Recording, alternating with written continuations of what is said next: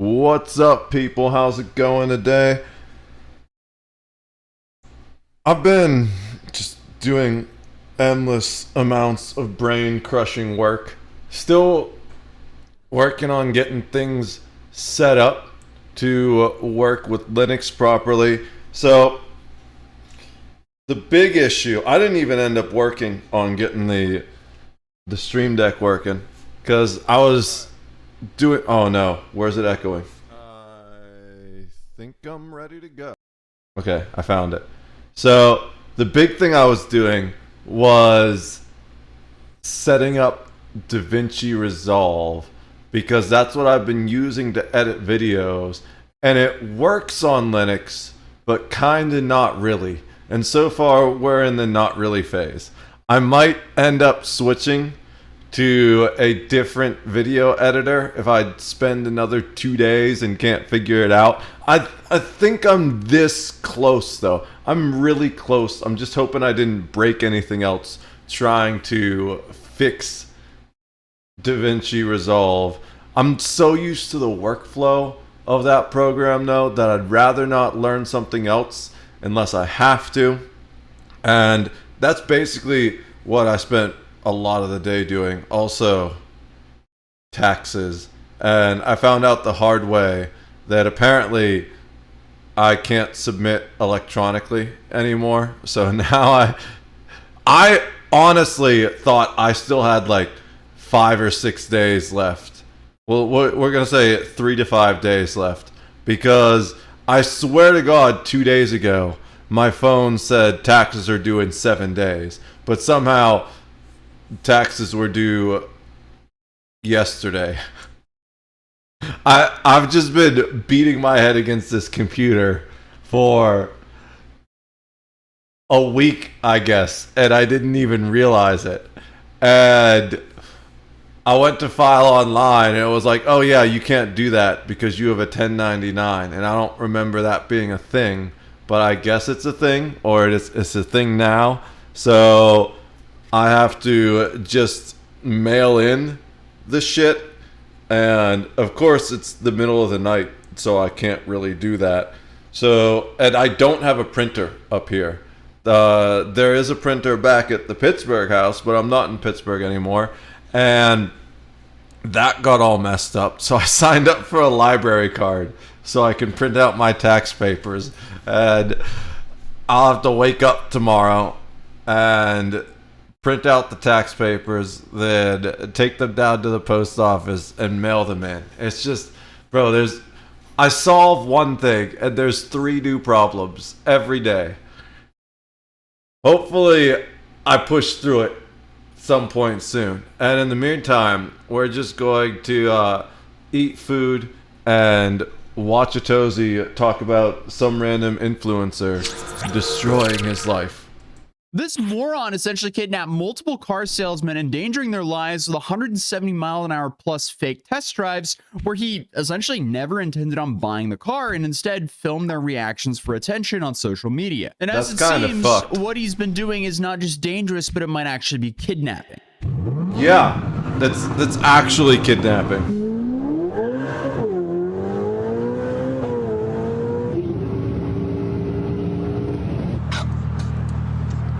I mean, it's safe to say when someone Did the guy puke?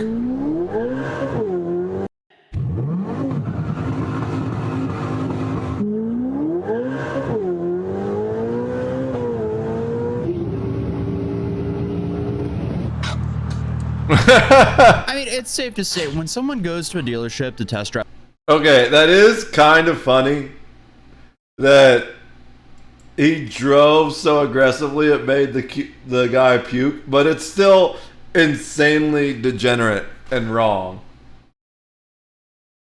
What is that? Oh. Nice. I have finally successfully completed hacking all those ships I was after, and I just finished jumping some of them out. They don't all fit in my carrier, so I jumped some of them out, and now I am currently flying back to my carrier. I just jumped back into the system. So the plan now is to two ships Oh yeah, that's right. There's one enemy fighter that I'm not going to even waste my time on for two reasons. One is it's not really worth it. It's best just to turn it into a wreck and then recycle that wreck. Even though you get more raw materials from hacking it, it's just not worth the time investment, especially because hacking's RNG and I don't have max hacking skills yet. Two, it's even just attacking it is going to be an extra cooldown, a waste of time. So I'm not even going to turn it into a wreck. I'm going to let it turn itself into a wreck. It's possible it might shoot my Y-Wing, but the Y-Wing wins in that matchup.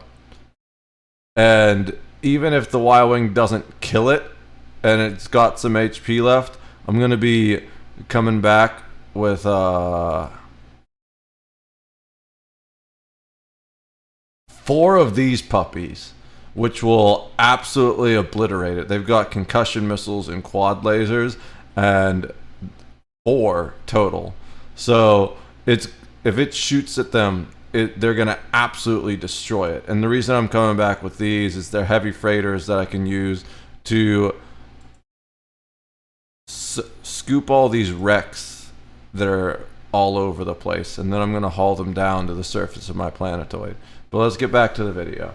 I was just checking because I had a notification. I was like, wait, what's that notification? Drive a car. Most of the time, the expectation is they're at least interested in buying the car. But not this guy. He's there to just strain the car as much as possible for some TikTok That's and Instagram actually likes in the name of content. Yeah, that's fucked too, because most people don't realize it, but tracking a car, which is what it's like the term for putting it on a racetrack or driving it like it's on a racetrack, it's often like, depending on the car, costs between $1 and $3 grand of maintenance for each time you drive it like that. Which is, so it's like he's showing up to these dealerships and just fucking their cars up and messing with someone's head. I hope they put this guy in jail. Fuck him. 10. So this is Amir Saeed. He's become infamous in northern Texas for taking exotic cars on test drives from dealerships and absolutely flooring them, while a helpless. How does he even get away with that? I feel like before they even let you test drive an exotic car, they do a whole ass background check on you. So how do they not know he's gonna do this shit? Car salesman is sitting trapped in the passenger seat. And I'm talking about extreme excessive speeding and burnouts on public roads while filming the poor dude sitting next to him. Are you looking to make a deal on it today? Possibly. We'll see.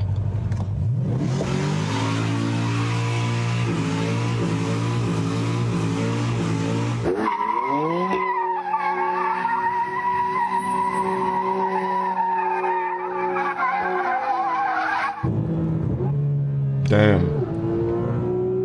Say hi, man. Hey, yo. Stop. No, stop the car right now. You over here. Okay. Stop over here. Okay. I'm not paying that. What a low-life scumbag. Like, dude, if you want to do this, get your money up, buy the car, and hit the track, because all this will do will get you thrown in jail. Clearly, this isn't a one-time thing. He's been doing this repeatedly at multiple dealerships to the point where the Texas Automobile Dealers Association had to issue a statewide alert about him last summer, warning members of their sales staff that Last summer, and he's still doing it, I guess. And people are, unless this is just coming to light now, but I feel like, how do you not know about this guy yet? they were being endangered by this guy. Yeah, an entire state of car dealerships had to warn about this one guy on Instagram and TikTok. What's up, Matty? How's it going, bro? That's when I you see know you you're have a streaming special right kind of now. problem. According to Matt Ducey, I hope the stream's going well. Ducot? Is that Ducot or DeSote? According to Matt Ducot, who's a general manager at Moritz Kia and Hertz, is upset, saying there are other people's lives at risk. You can see them doing this out on the streets. It's just an unsafe situation when someone is driving recklessly like that. And I mean, imagine being stuck in a car with someone who suddenly floors it and goes to 170 miles an hour on a public highway while you're just trying to do your job there. Then you have one salesman, Edgar Hello, I wanted to say I miss that beard and see it often. Nice too. Yeah. I need to take care of it a little bit. It's dry as fuck right now. I've just been so busy trying to get all this PC shit figured out that I haven't been doing as much self-care as I should. I don't think I've showered in like 4 days. I don't remember the last time I've showered, to be honest. I fortunately I don't smell. I'm not like a rank type person, so that's a good thing. I've never been a very high level BO person, so thank God for that. But I'll tell you what, I have a pair of slippers that are kind of off right now. I walked into my bedroom the other day. I was like, bro, what is that? I definitely need to wash those slippers out because those are kind of stinky. But fortunately, I'm not very stinky myself. But yeah, it's definitely been a long, frustrating week.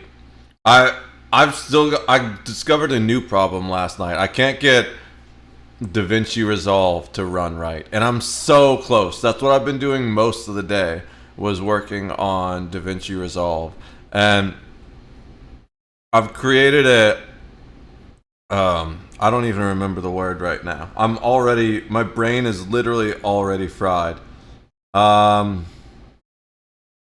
created a container to run it in. Now I'm just having trouble getting it to interface with my GPU and recognize the monitors.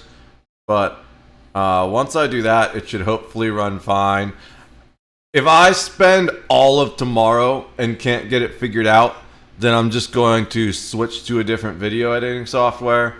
But I really like the workflow, and I'm familiar with it at this point. So, plus, I want to learn how to make these things work in Linux. And even though I'm having the AI do most of the troubleshooting for me and stuff, I'm one of the types that learns by doing, you know? So the more I beat my head against this, the more it slowly seeps into my thick ass skull. Lopez explained that this was supposed to be a quick test drive, and it turned into a 2.5-hour nightmare. Like, come on, 2.5 That's hours insane. of that? How do you let him That's do not even it? a test What drive the at that fuck? point. That's a hostage situation. Yeah. The salesman also said that he was ignored entirely whenever he told the driver to get off the road or slow down. Isn't that by definition kidnapping? One second, I gotta act like my own Wade from Kim Possible here. Okay, so kidnapping or abduction is the unlawful abduction or confinement of a person against their will. Yeah, that justifies the title of this video. Yeah, it slightly depends on the state law, but that's kidnapping or a similar crime in every single state. Now, it can also be unlawful detainment in certain states, but usually that's like other things, like a citizen's arrest that goes bad type thing. I feel like I would have called the cops after just 15 minutes of that. I would have, maybe not even that. Like, there's no way as a car salesman I'm letting some dude put my life at risk just to make a sale, and especially like fucking up a supercar, because whose head is that gonna be on? That's gonna be on fucking my head. The dealership's gonna be like, yeah, so the guy did like $5,000 worth of damage to the car. That's coming out of your paycheck. I'll be like, fuck, dude, like 5 minutes.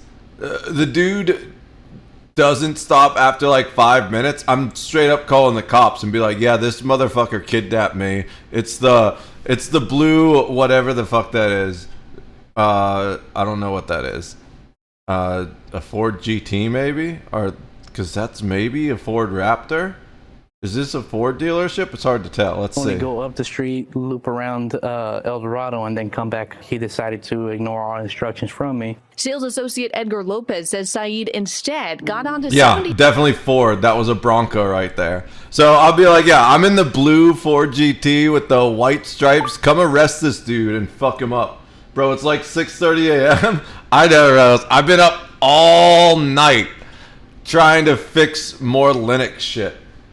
We finally got it. No, we didn't actually get it done. I had to put it on the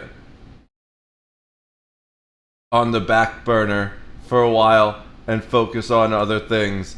So I was just like, fuck it, I'm gonna go live and see how long I can stream until I'm awake. I've just been up all night. Well, in a good way or a bad way? Because I'm just always up all night. I have no interest in trying to keep the 24-hour clock at this point.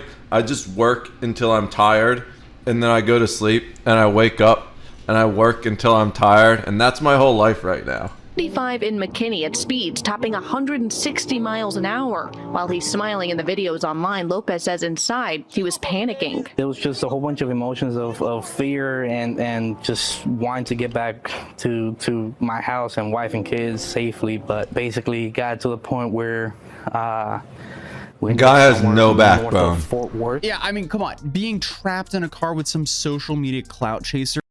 He was just hoping to make the sale. That's why he didn't say anything. He was smiling and was like, bro, if I just let him do this, maybe he'll love the car so much that he buys it.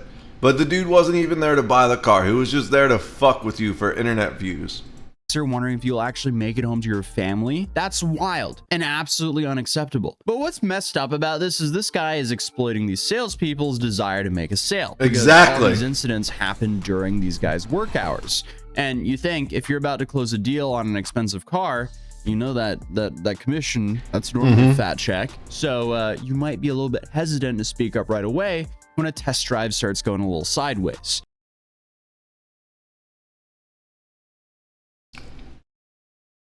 What's a Ford GT worth these days? Like 140? I don't even know.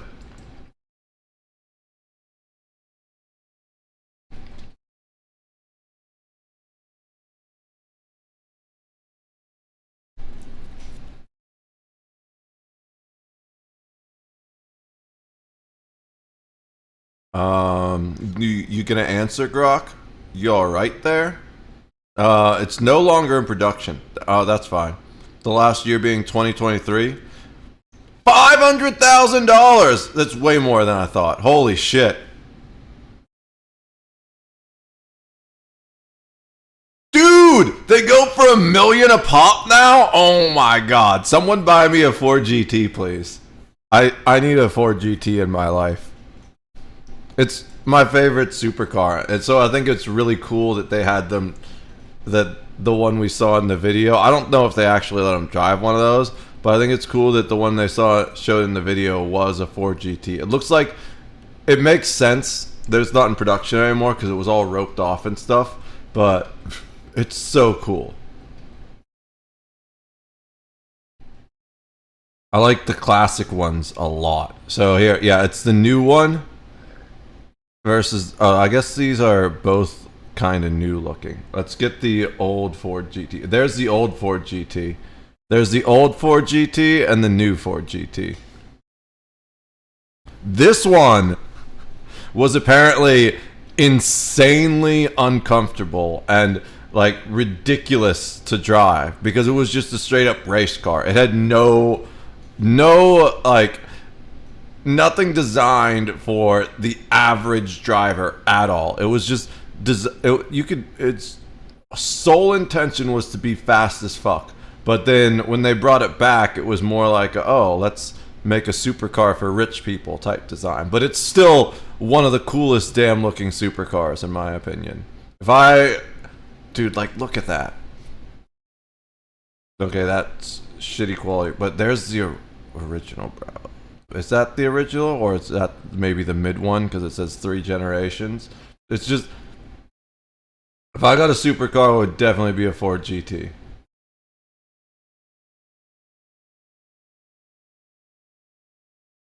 All right, back to. As Matt Ducat also Be honest, if you had this car, I don't know, would you still drive like GTA NPC? No, I absolutely would not. I rarely drive aggressively, and to be honest, if I had that car, I would absolutely drive like a GTA NPC. Actually, I would just be super careful and like I would like stop and let everybody just cut me off and go in front of me and stuff. Because two things. One, the cops are going to be laser beam on you. They if you're going 3 miles over, they're going to pull you over just because you're in a supercar. Two, people are going to be trying to get that insurance claim on you constantly. So if I had that car, I would drive like a little grandma. Now, when I had my 2001, I used to have a 2001 Cadillac DeVille. I had a lot of fun driving that. I raced the Mustang once. I did not win. I like edged him out at first, but his car was so much lighter. I had a V8 in it, but I got ahead of him, but then like we got to the high end of stuff, and the Ford GT Mustang, it's actually more designed for racing, and he just caught up to me and blew past me. I was like, oh yeah, he beat the hell out of me. Now imagine your stream has a custom GTA style overlays to match that chaos, and I can totally design that. You're gonna do it for free? Then I'd be into it. I can imagine that. I'm not paying for that shit though. I don't need crazy overlays. I like simple stuff, and I'm gonna make my own stuff if I need anything. I appreciate the offer though. If you think that you're about to sell a car, you might not say what you would normally say to someone who's driving that way, like swearing or speaking your mind. I wish you good luck in your cold calls in people's chats. If you're thinking you're about to sell a car, you may not say what you would normally say to somebody that's driving that way. So in the end, he's basically just exploiting the fact that these salesmen are trying to be professional, make a living. And I do have to acknowledge the car salesmen and car dealers in general, they can be one of the most financially predatory places for a person to be, especially young people. I mean, there are very few places that can convince a young adult to buy a $60,000 thing on payments spread out over like 6 to 7 years, and then suddenly that thing is worth half the value just 3 years later. And then you add some crazy high interest into the mix. Not even 3 years. It's 3 seconds. Like the moment you drive a 150K car off the lot, you're selling it for 80K max. And things can get pretty bad. I'm just saying, you could really get wrecked if you let some smooth talking salesman and a finance team hit you with that debt trap wombo combo and you buy something you absolutely cannot afford. There's so many little predatory things. But also at the I guess that's kind of like why I wasn't too sorry for the dude that was puking, because it's like there's just car salesmen are like, I don't want to say it in general, but like actually there's so much crazy bullshit that goes on with most car salesmen that the average person doesn't even realize. Like they have whole tables and psychology designed just to take advantage of you, like financial tables, and they're trained to figure out exactly how much money they can squeeze out of you and to try and get you to use their financing and stuff. Like there's so many. I could go on an entire like hour rant about car salesmen. I did not. We're still working on setting up stuff, Rose. Let me go check. What is your redeem? Oh, how Generation Beta will be fucked. What is Generation Beta? I'll have to look into that. We'll do that as soon as I eat. Absolutely. Dude, I need to get all these things fixed. I don't have a unified activity feed right now, and I didn't even see that. Does that even show up on the unified activity feed?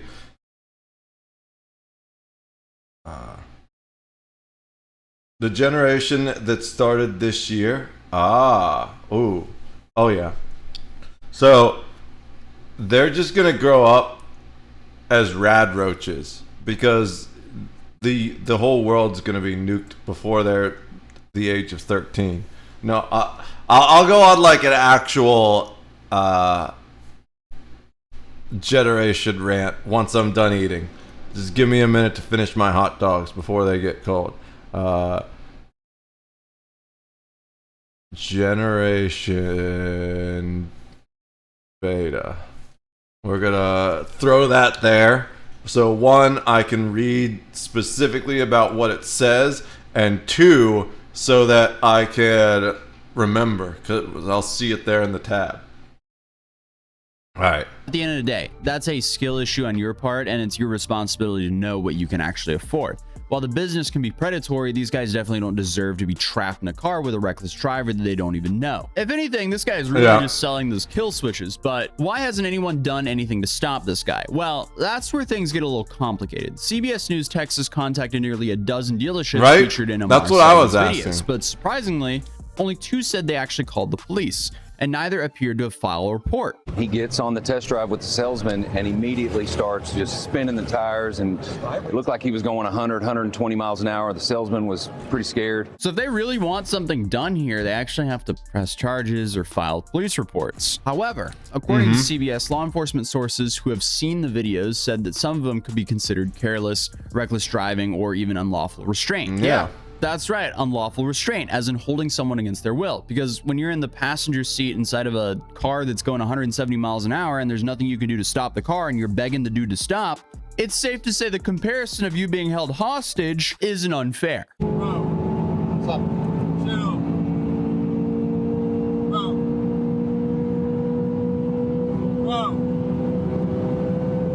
Of course, when he posted a video answering questions about potential legal troubles for his stunts, he didn't take any accountability for his actions, but instead, he said this. How is the individual driving in those videos not in legal trouble? Well, I'm not an attorney or anything like that, but these videos are quite old for that individual who's driving in those videos. And so What a piece of the shit. Cars are completely fine, no issue with the cars at all. They drive fine, so no provable point that there's been damage under the car. There's no damage to the car. Why do these guys love to taunt the repercussions of their own actions? That's kind of like pushing someone. I guarantee you that's not true.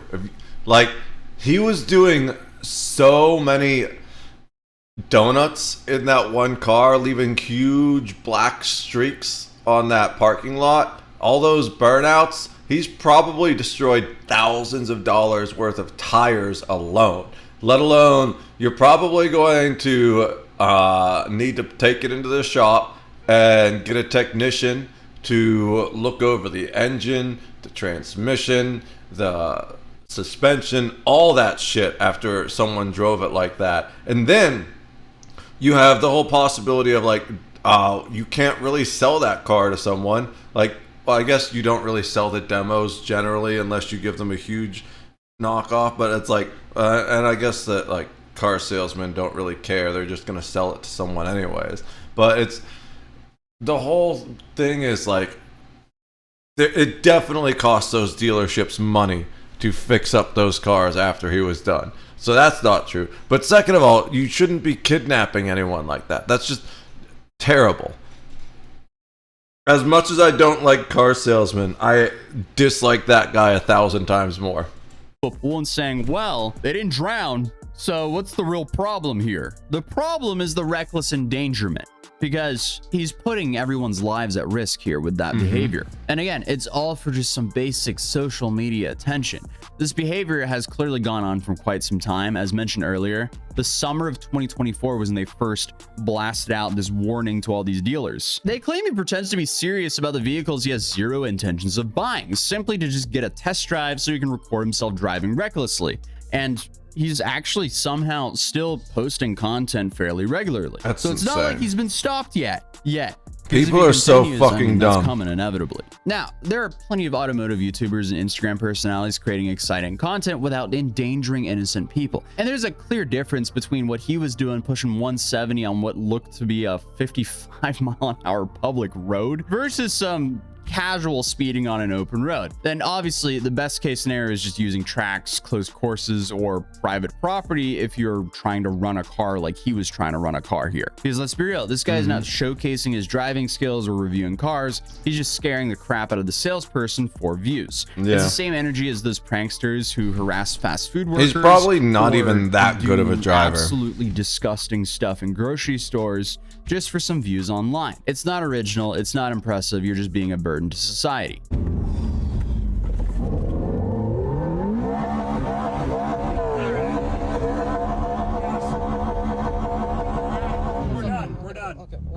done. But one thing that is incredibly crazy about the situation is how Saeed doesn't seem to realize how much trouble he can actually be in. In Texas, reckless driving is a Class B misdemeanor, which is punishable up to 6 months in jail and fines up to $2,000. And that's just for one instance of reckless driving. And he's filmed himself doing this dozens of times. So because he loves to snitch on him,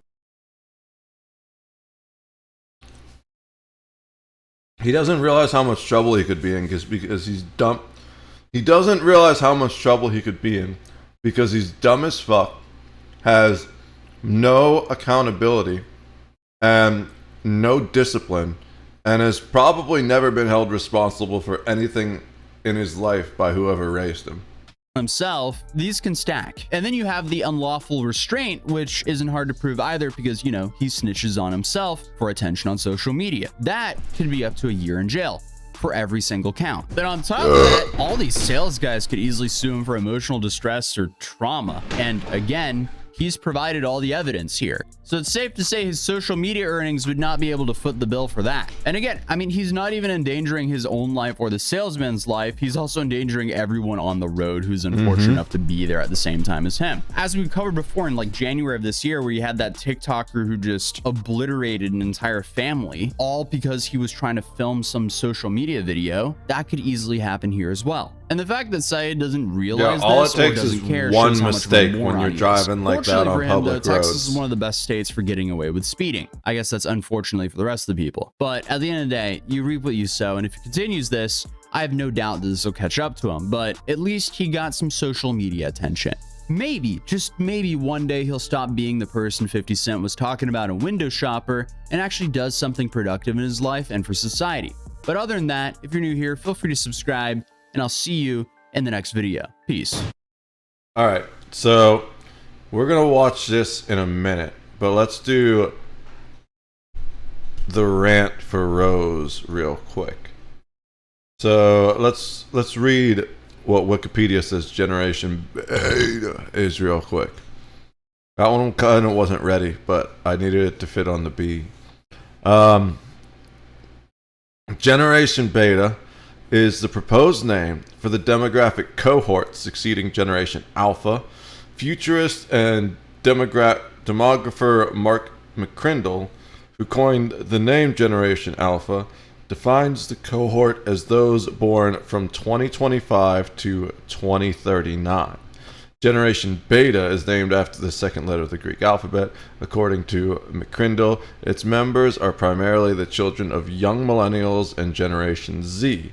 Experts suggest that Generation Z parents may prefer to shield their children from constant internet exposure. Generation Beta will grow up in an era characterized by rapid technological progress. Unlike their predecessors, they will not only adapt to technologies, but will immerse themselves in them from the outset. So, I have mixed feelings. One, I feel like Generation Beta is mostly fucked because of the state of the world. But there's going to be two kinds of Generation Beta, really. I think, and it's primarily because of the insane amount of polarization and division in the world, especially the United States right now. So and it's not going to be the division that you think. The people raised by Democrats and Republicans are going to turn out exactly the same. Because here's the thing.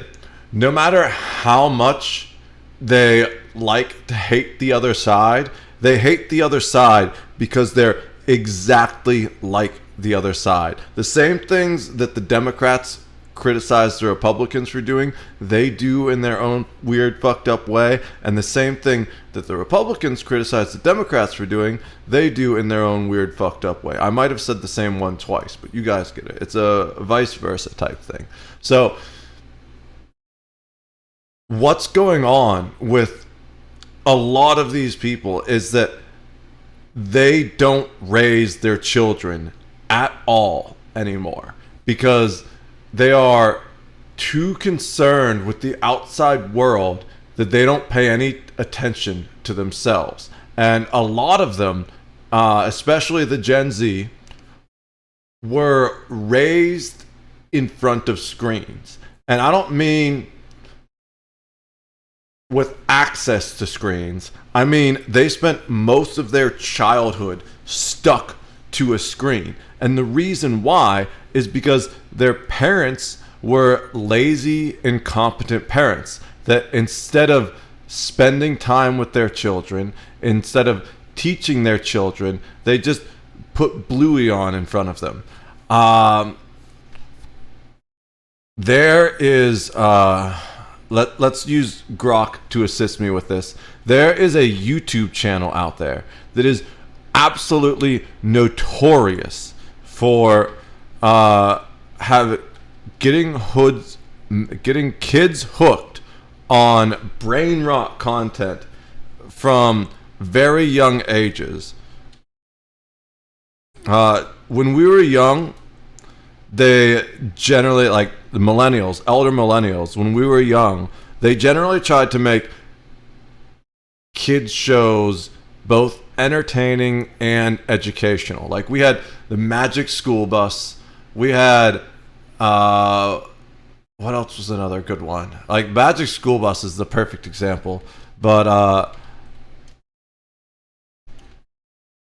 we'll have Grok give some examples to us. So, what are the dangers of Cocomelon? If you haven't heard of Cocomelon, it's basically brain rot content designed for kids on YouTube.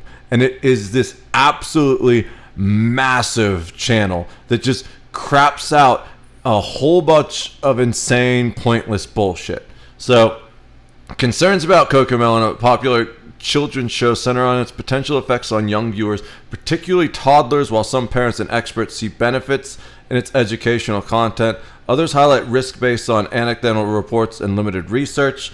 We're just going to read this whole... Oh, okay. We're not going to read the whole thing. But, so apparently they're not universally agreed on. I guess it has... Yeah, so here's the issue. Its fast-paced, hyper-stimulating format poses risks like overstimulation, addictive behaviors, or reduced attention spans, particularly in very young or neurodivergent children. I don't know. Here's the thing. It's like those are the most important developing times as a child, is when you're forming those early pathways, when you're still developing speech patterns. And if you get the kid hooked on dopamine and flashing lights right from the very beginning, then you are frying their brain before they even have the chance to develop it.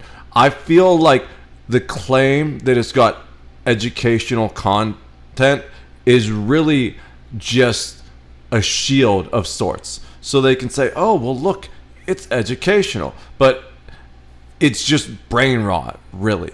And where I think the brain rot we see now, like Skibbity Toilet will be absolutely nothing compared to what we're going to see 10 years from now. I can't watch even a lot of basic YouTubers. Like, it's all about this insanely addictive, high energy fucking bullshit. So don't get me wrong. I love this guy for what he's doing with China, and I feel like he's one of one of the actual relatively chill content creators. Not chill as in his content, but as far as he doesn't seem like an absolute piece of shit. But he seems to be like generally a decent guy that just wants to make entertaining content. But I cannot watch his channel because of this shit. Oh my God, it's going. Oh hell no. I can't watch any of his content because it's all insane, over the top stuff.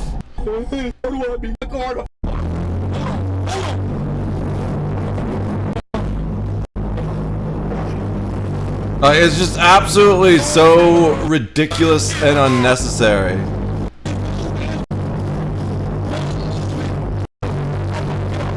He was like screaming and stuff at one point.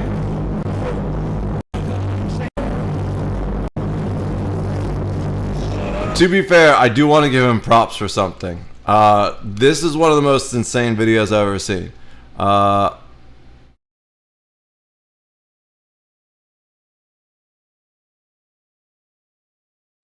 Like, this blows my mind. This is absolutely insane. Like, we started watching a video about supercars. Here's more supercars. One is insane enough, but two, just bunny hopping, not even like running, just bunny hopping over two supercars in a row. But even these edits and stuff, you know? So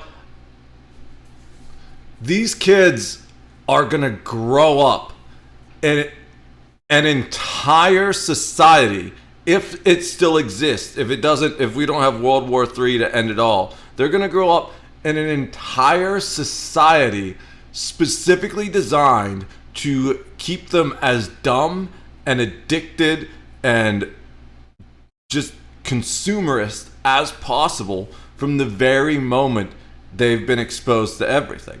So that's going to cause two types of people. Most of them are going to be the lazy parents, because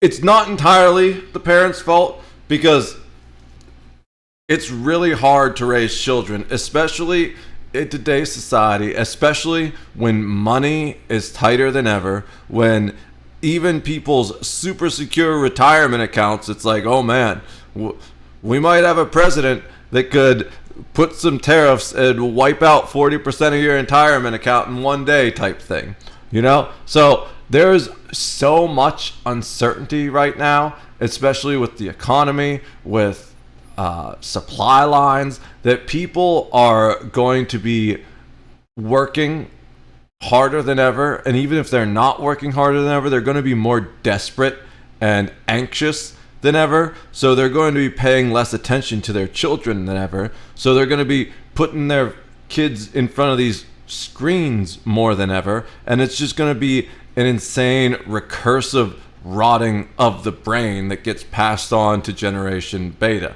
Now, the other side of that is going to be what the guy suggested, where there are going to be some people that are going to prefer to shield their children from constant internet exposure. I think we're going to see a small subculture that is going to be like, no phone until you're in high school. That was a rule my parents had. My parents wouldn't let me get a phone until I was in high school. And even once I did, I had to pay for it myself. I had a Virgin Mobile phone where I had to buy like a card and put money on it. Otherwise it wouldn't work. And then eventually they got us on a family plan, because I think part of the reason was I very rarely put money on my phone, because I'd rather put it to video games or something, you know? When I got Buddy, I'd be like, oh, they never bought me video games except for Christmas and my birthday were the only times I would ever get a video game. So if there were a video game that came out, I had to earn that money myself if I wanted to play it. So I'd go like mow lawns, and I used to umpire softball games, and then I worked at Pier 1 was my first actual job. Technically, umpiring softball games was fully legitimate, but it wasn't like a regular job, you know? I would show up, I would yell at some little girls I think it was limited to 2 hours. For 2 hours, get paid $30 and go home. Actually, I didn't really yell at the girls. I yelled at the parents more than the girls. It was absolutely insane, some of the parents. I can remember twice that I had to threaten to call the cops on one of the adults. I don't think I ever kicked anyone out, but there was one time that I definitely was close to kicking one of the actual coaches out. But if you go look at those football fields and baseball fields, they used to be full of children all the time. Now they're completely insanely empty. So I think that's another thing we're going to see, especially now that elder millennials like myself that grew up with that are having children. I think a lot of the elder millennials are going to be like, yo, we need to get the kids outside again. So there's going to be that small subculture that kind of keeps them away from the internet because they understand the dangers of it, especially to a young developing brain. But I think probably 70%, if not more, of Generation Beta is just going to be totally fucked because they're going to be addicted to Netflix from the time they're 3 months old, you know? How'd you feel about that one, Rose? Was that a pretty good rant? Let me finish this other thought. Now compare it to shows the elder millennials grew up on. If I could spell millennials correct. Yes, amazing. Oh, I'm glad you liked it. I'm here to entertain. So let's see what Grok has to say and see if it agrees with what I said a little bit. To compare CoComelon to shows the elder millennials born roughly 1981 to 1986 grew up watching the late... Oh, well, I guess I'm a mid-range millennial, but still. Magic School Bus! It's in the list! Bro, Reading Rainbow... Dude, I watched all of these. Every single one of these. Sesame Street, Mr. Rogers' Neighborhood, which was amazing. Barney and Friends, I wasn't really super into Barney. Well, I was really, really young, but I grew out of Barney really quick. But Reading Rainbow, I absolutely loved that. Magic School Bus was one of my favorites. These shows shaped early childhood viewing for millennials and differ significantly from CoComelon in pacing, content, educational approach, and impact. Below is a comparative analysis. So, CoComelon, fast-paced, features rapid scene changes every 1 to 3 seconds. The scene change is 1 to 3 seconds. Can you imagine watching shit like that? I can't watch shit like that at all. It utterly fries my brain trying to keep up with that. Let's just look at a CoComelon video.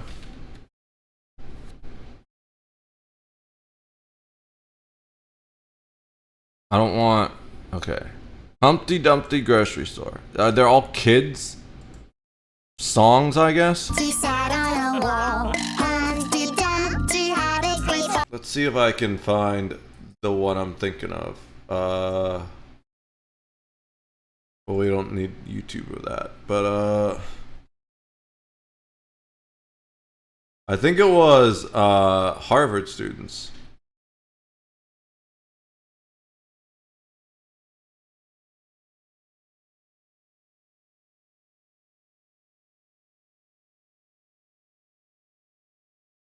Duke.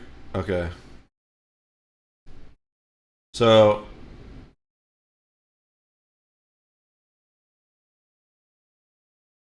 this is just one example. There's been lots of examples of this coming out recently, where it turns out that a lot of these women in the Me Too movement totally made up their claims of rape, utterly ruined these men's lives, by the way. And now 10 years later, it's coming out that the whole thing was made up. So, in light of all this, it's going to be a lot harder to hold Harvey Weinstein accountable for what he did this time around. And I don't think he's innocent at all. It's hard to say that with any certainty, of course, because I haven't really seen evidence. But you have here the woman who in 2006 falsely accused 3 Duke University lacrosse players of raping her made national headlines that stirred tensions about race, class, and the privilege of college athletes, has admitted publicly for the first time that she made up the story. Crystal Magnum, who is black, said in an interview with the Let's Talk with Cats podcast that she made up the story that wasn't true about the white players who attended a party where she was hired to perform as a stripper because I wanted validation from people and not from God. She did it for the attention. She literally made up a rape story, ruined 3 college students' entire future careers because they got kicked out of college for attention. I testified falsely against them by saying that they raped me when they didn't, and that was wrong. Magnum 46 said in the interview, which was released on Monday. The interview was recorded last month at the North Carolina Correctional Institution for Women, where Magnum is incarcerated for fatally stabbing her boyfriend in 2011.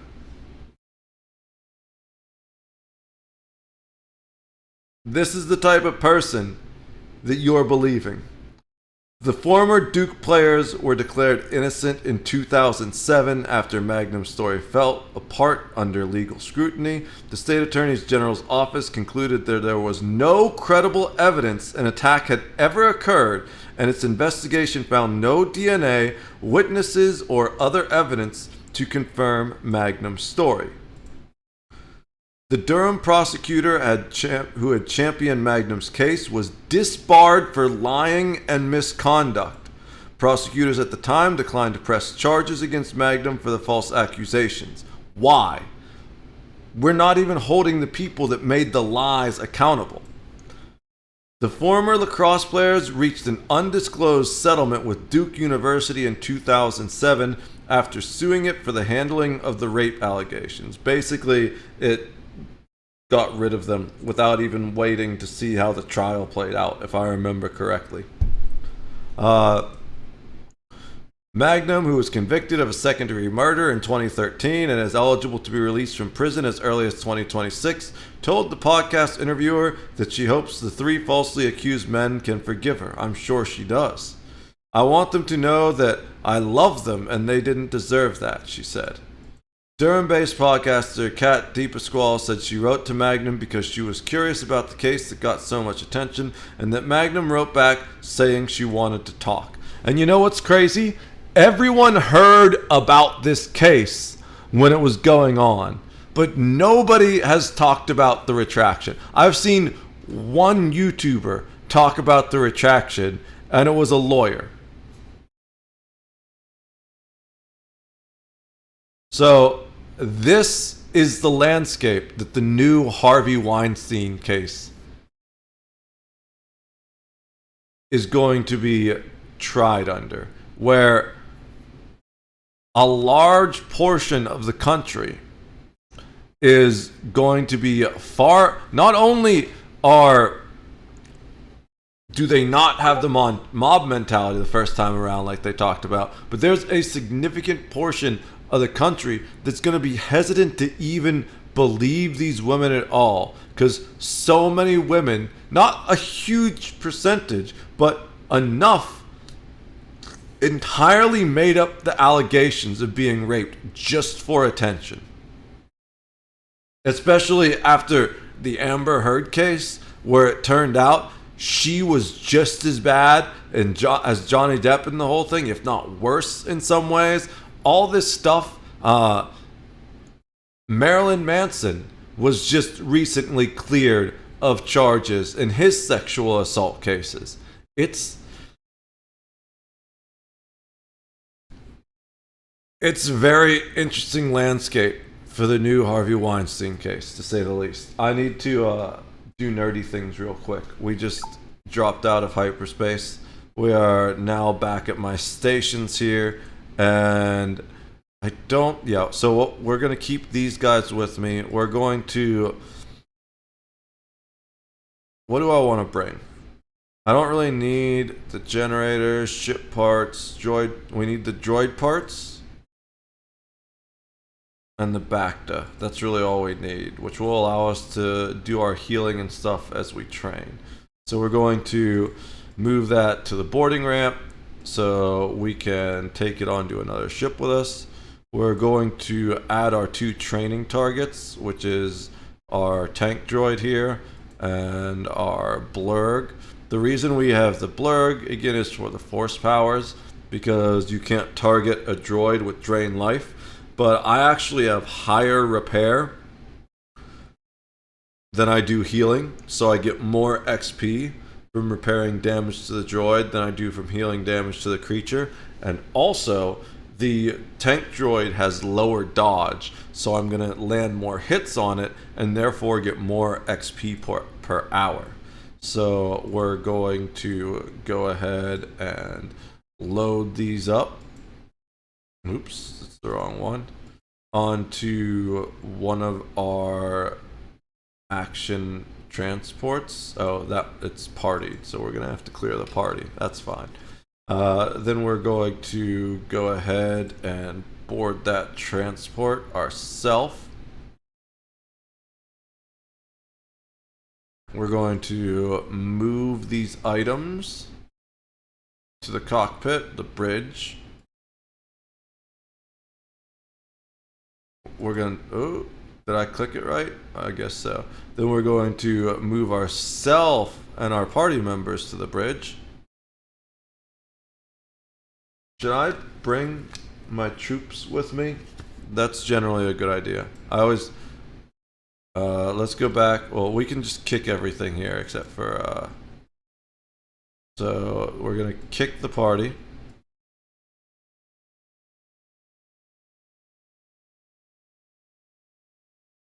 Go back to the boarding ramp. I forgot to transfer the vehicles. I have my troops in vehicles that I just can keep moving between the ships. Hopefully I put them back in this ship. And I wasn't just flying around without my troops with me. Yep, there they are. So we got this Cloud Car combat speeder, which there's only room for me and a passenger in here, but generally it's just me. But then each one of these can fit an entire squad of troops. Well, although one of them is empty to carry loot and rescue targets, which are bounty targets that we capture. So let's go ahead and we're just going to dock it into the other ship right here. And we're going to move out of the Cloud Car, move back to the cockpit. We're going to add these 2 guys to our party. It's not entirely necessary because since this is faster hyperspeed, this is 5, whereas the other one was only 3.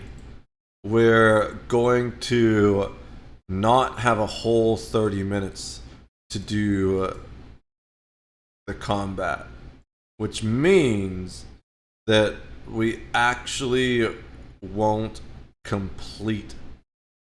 Like, if we land and we're still in the combat cooldown, we can't give new ships to the command. We've got to wait that combat cooldown out. Why is... Oh, that's... Yeah, combat report.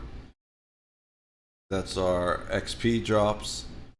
So now what we're going to do is we're going to jump back into the asteroid field that we were just in. And yeah, we can set that to the destination. If you see this time, instead of being 34 minutes, our hyperspace travel is only 19 minutes. So we're not going to be able to complete an entire cooldown. I had some of the weapons turned off earlier, I think. Okay, they're all turned on. So now, if that single remaining bandit fighter shoots at us, it's just going to get utterly obliterated by these heavy freighters. They're not super strong combat ships. Freighters in general are not designed to be combat ships.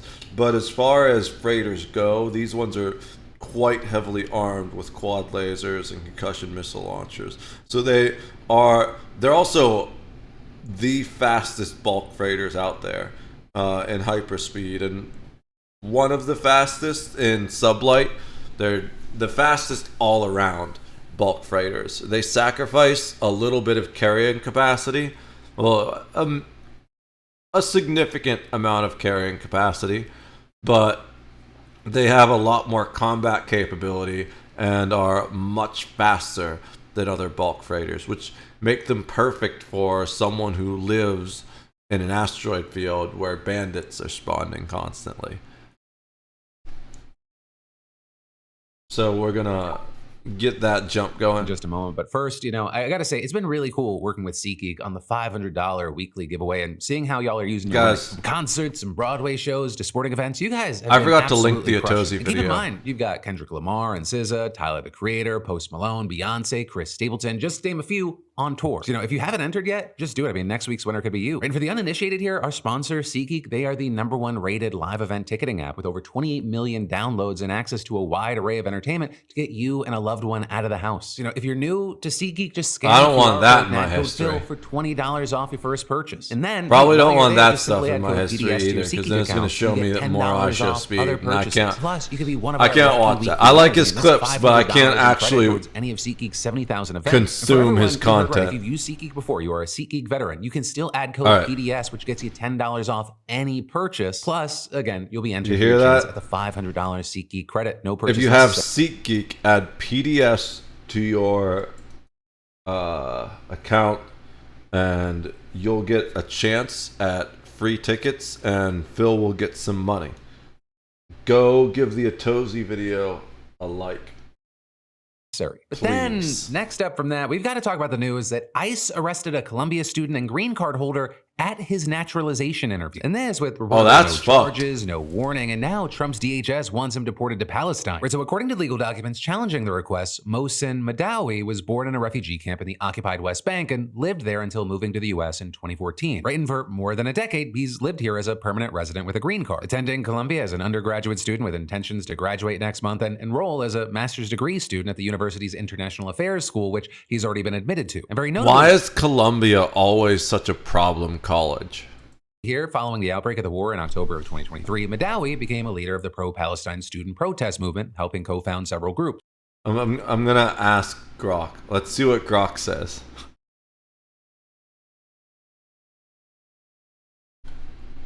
Why is Columbia always such a problem college? I want to see what it's gonna say. I'm really interested to see what it says about this.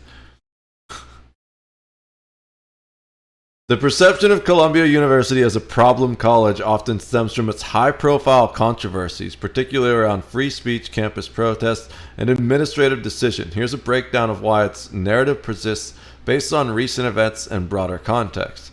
Campus protests and political tensions. Columbia has been the focal point for heated protests, especially over Israel-Palestine conflict. I can't fucking talk anymore. In 2023-2024, pro-Palestine demonstrations, including encampments and building occupations, drew national attention. These protests led to accusations of anti-Semitism from some Jewish students and external critics, prompting federal investigation and the Trump administration's decision in March 2025 to pull $400 million in funding, citing the university's failure to address harassment. The detention of students like Mahmoud Khalil and Mohsen Madawi, both Palestinian activists, further fueled claims of retaliation against free speech, intensifying the controversy. Administrative responses and leadership instability. Colombia's leadership has faced criticism for inconsistent handling of these issues.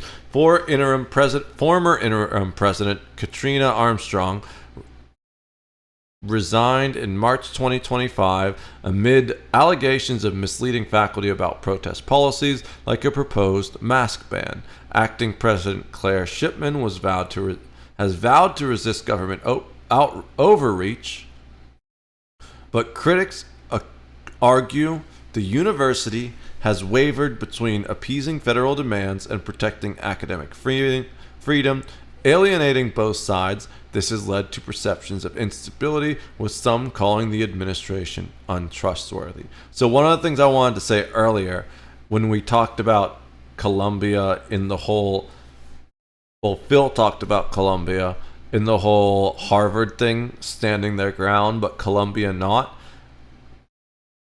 It's all performative, indoctrinatory bullshit.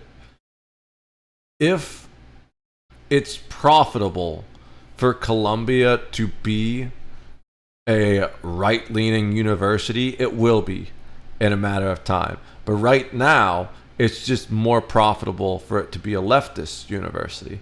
If Trump gets the new world order that he wants, Columbia will flip-flop so fast, you have no idea. They have no backbone. Public and political scrutiny. Columbia's status as an Ivy League institution in New York City makes it a lightning rod for criticism. The Trump administration's targeting of elite universities, starting with Columbia, has amplified its struggles. Posts on X reflect polarized views. Some call Columbia a hub of pro-terrorism activism. Pro-terrorism activism. That's good. That's the new Call of Duty is going to have you play as a Houthi terrorist, while others accuse it of caving to external pressures from stifling dissent.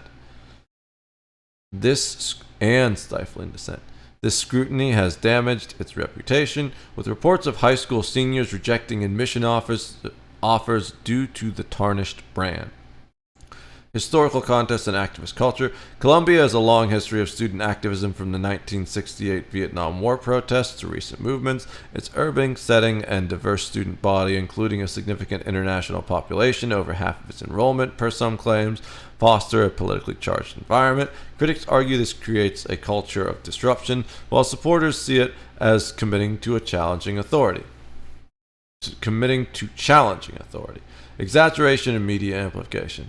The problem college label can be overstated. Columbia's issues are not unique. Similar protests and funding disputes have hit Harvard, Princeton, and others, but its high profile and location amplify coverage. For instance, alumni tearing up diplomas or students chaining themselves to gates make headlines, reinforcing a chaotic image, even if these are isolated incidents. They're not really isolated incidents, though, because where else do you hear about,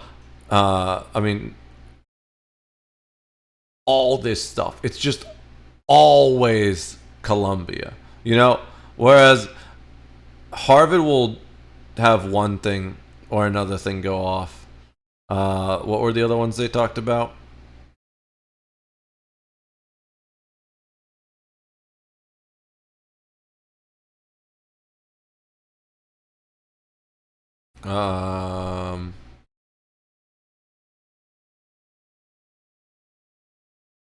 Princeton.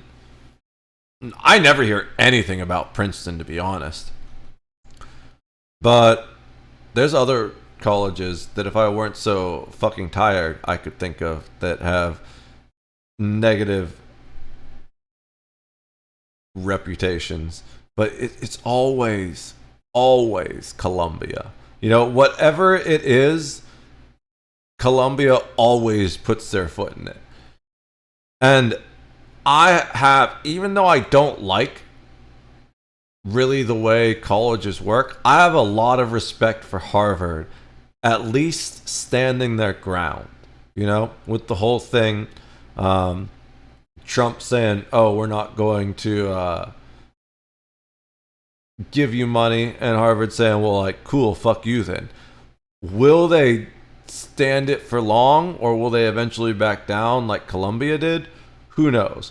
But at least they didn't cave the way Columbia did. They seem to be committed to it for now, but who knows how long that will last when the money dries up.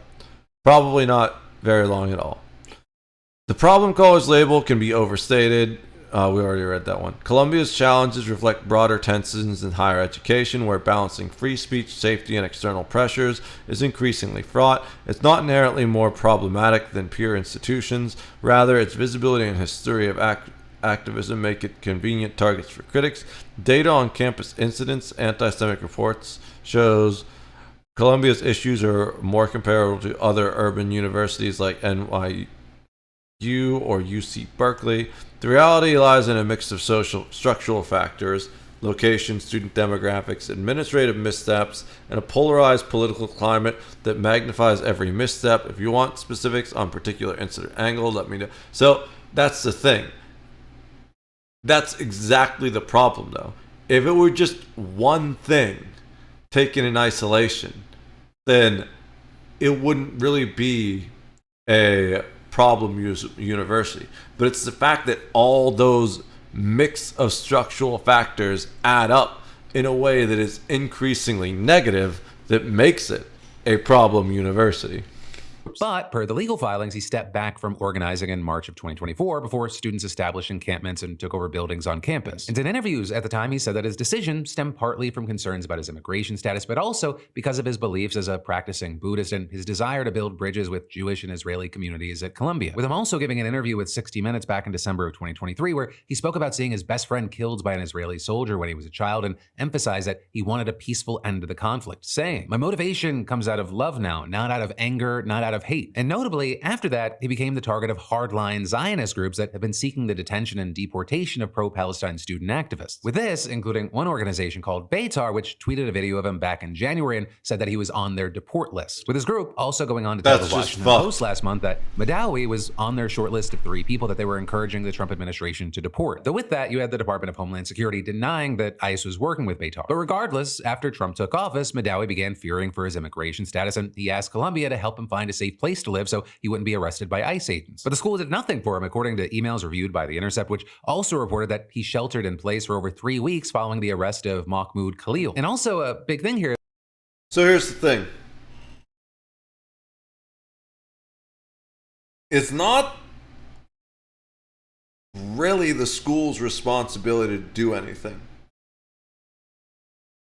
And they're definitely not going to do anything, especially Columbia, of all people. Would Harvard do something? Maybe.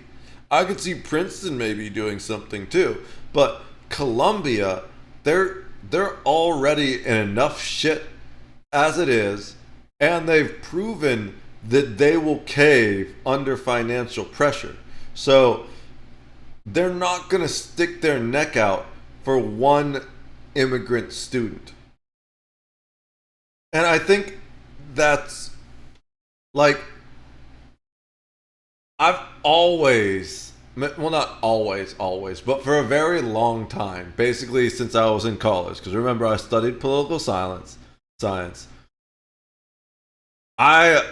Having these conversations with these insanely liberal professors made me realize just how hollow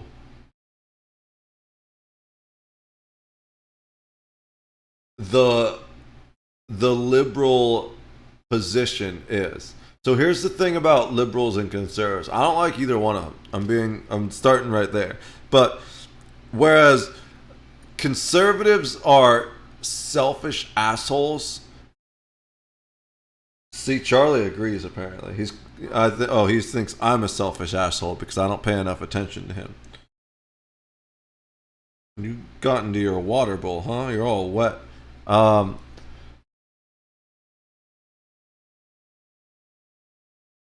I forget what I was saying. Thanks for distracting me, Charlie. I'm way too tired.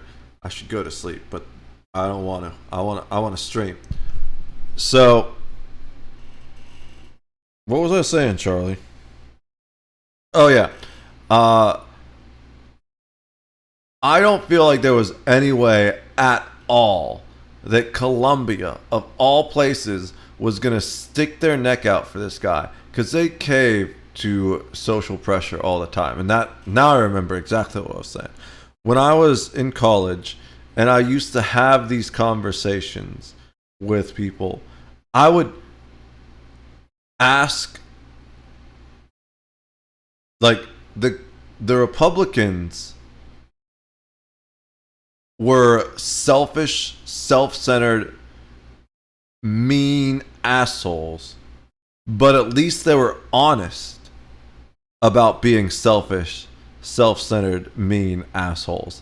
Like, oh, so you don't care about anyone else but yourself? Yeah, that's right, dude. That's exactly right. Oh, okay, well, I guess that's it. But the Democrats, in my opinion, they're even worse, because they are selfish, self-centered, mean assholes, except they pretend like they're not. And that really pisses me off. But all it takes is a tiny little bit of pressure and their true colors come out.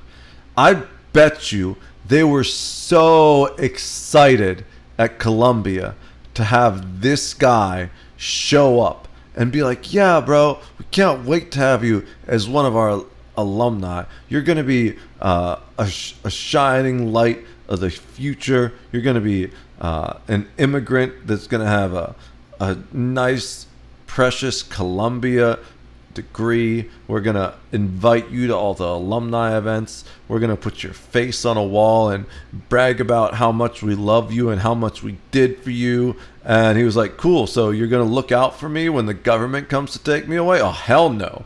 That would cost us too much money. Well, that's the Democratic mindset for you. I think the biggest demonstration of the Democratic mindset was the whole migrant busing episode, where the mayor of New York said, if migrants are migrants are not a problem, or something like that. So I think it was New Mexico, one of the border states, was like, oh, if the mayor of New York basically said, this is a very rough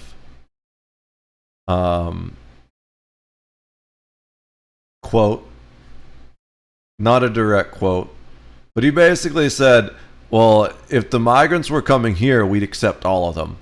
So one of the border states was like, cool, we'll just send you the migrants then. And that's how the whole migrant busing controversy happened. And that did not play out well for New York, because they're still suffering from that decision. The outlet which broke the story of Madawi's arrest also seemed to imply that immigration authorities intentionally scheduled his citizenship test so they could take him into custody when he arrived. With Madawi telling The Intercept that he received an email from officials earlier this month notifying him that he was scheduled for a citizenship interview, but then adding that he thought that it might be a trap because he wasn't anticipating the interview to take place until December or January, which lined up with the expected timeline to move his green card status through the naturalization process. In fact, he was so wary that he contacted his representatives in Congress, including Senator Bernie Sanders, to inform them of the situation and ask them to intervene if necessary. And clearly, his fears were legitimate, with Sanders and other representatives issuing a statement saying that when Madawi arrived for his citizenship appointment, he was arrested and removed in handcuffs by plainclothes armed individuals with their faces covered, and calling the move immoral, inhumane, and illegal. Bernie Sanders has been on both sides of every single political debate ever. He is a career politician. Like, you can go back, I think it was the 90s, he had an anti-immigration stance. Now he's pro-immigration. He is just whatever he needs to be to stay in office, because he doesn't know how to do anything but talk out of his asshole and get paid to do it. As I talk out of my asshole and don't get paid to do it. Right, Charlie? Crazy cat. I need my hand back. We landed in the asteroid field.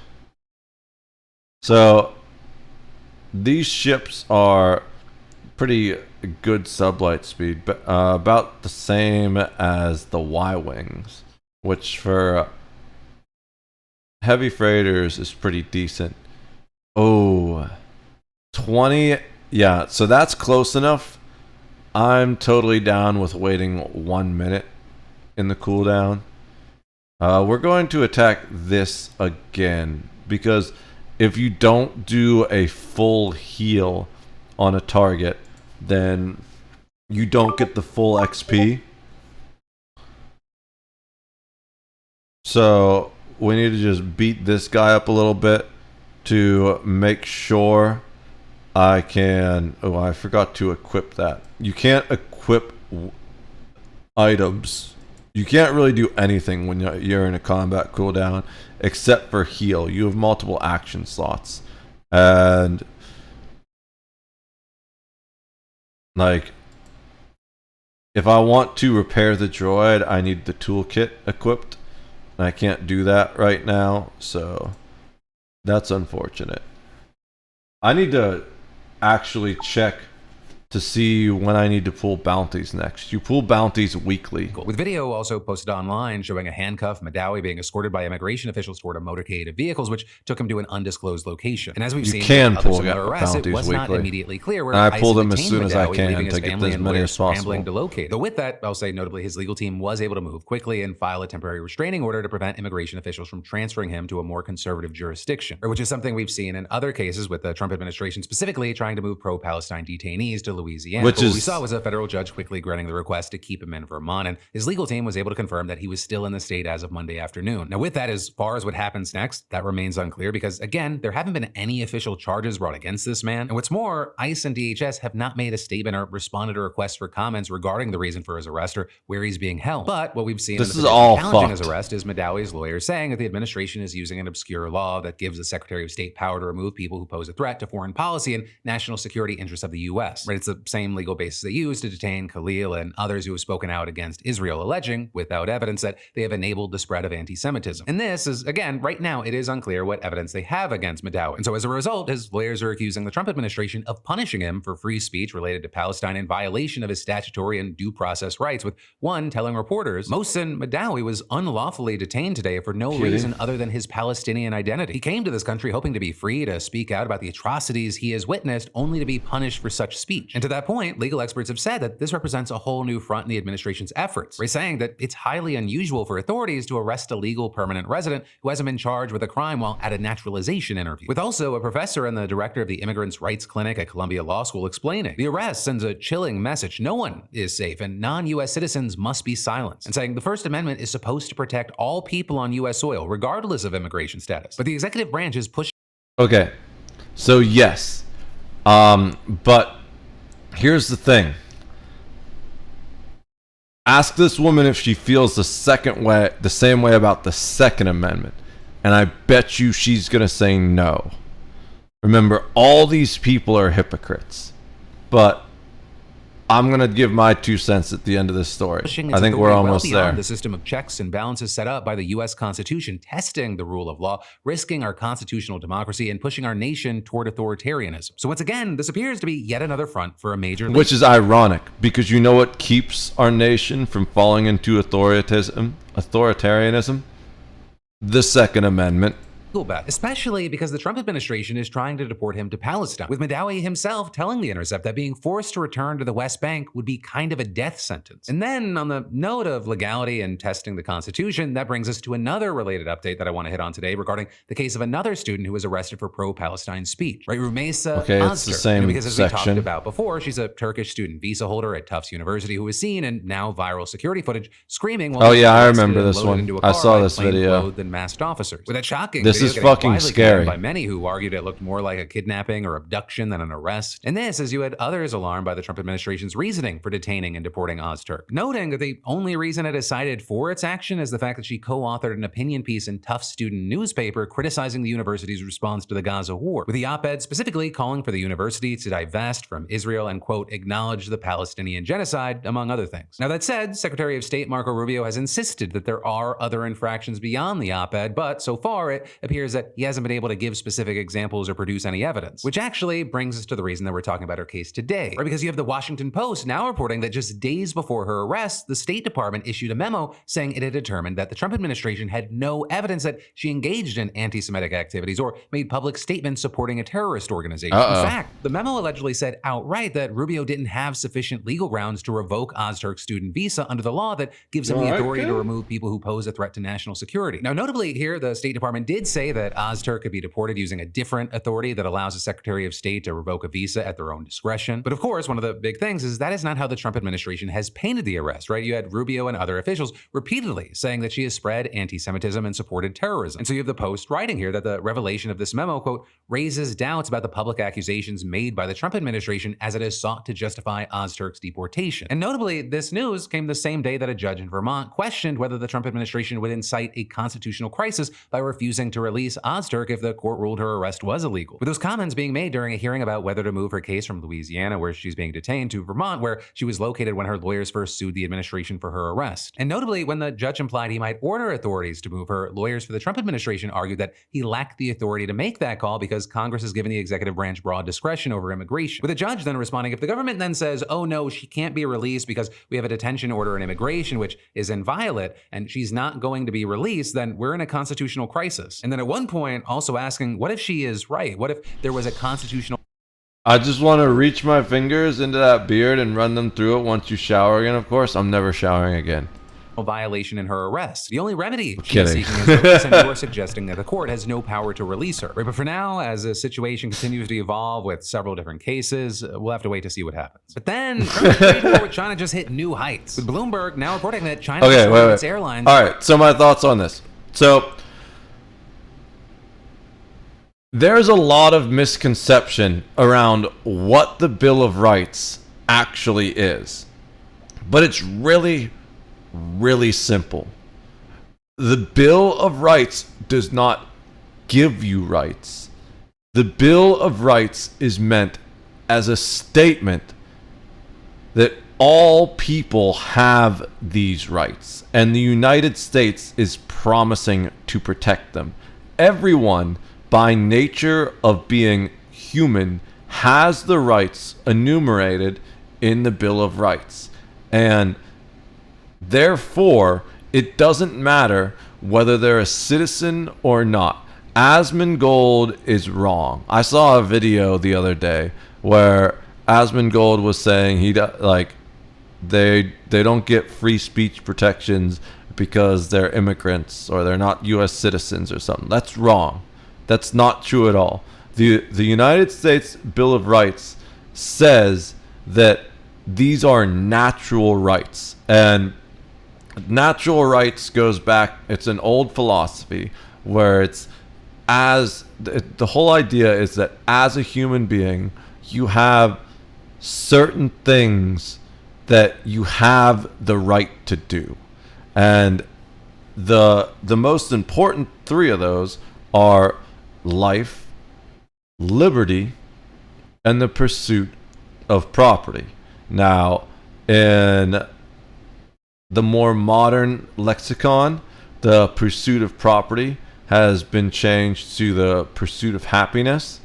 And we could have an entire philosophical discussion about that. But the important thing is, these are rights that you have just by existing. And it is a violation of your existence if anyone takes away these rights from you. And therefore, also baked into those rights is the right to protect those rights. So that's why the First Amendment is the right to free speech, to speak your mind. And the Second Amendment is the right to bear arms, because without the Second Amendment, there is no First Amendment, right? Because if you don't have the right to protect your life, then you don't really have a right to life, since anyone else can take it away from you at any point in time.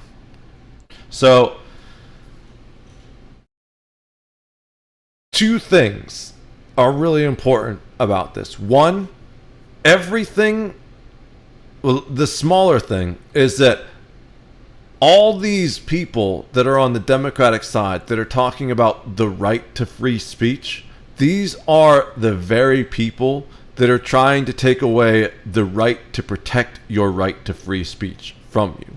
Fucking hypocrites, every single one of them. They only care about it right now because it is politically expedient. When they were the ones in charge, who were the ones that were trying to silence the truth about what was really going on with COVID? The Democrats. They don't care about the right to free speech. They just want you to be angry that someone else is trying to take it away from you instead of them trying to take it away from you. However,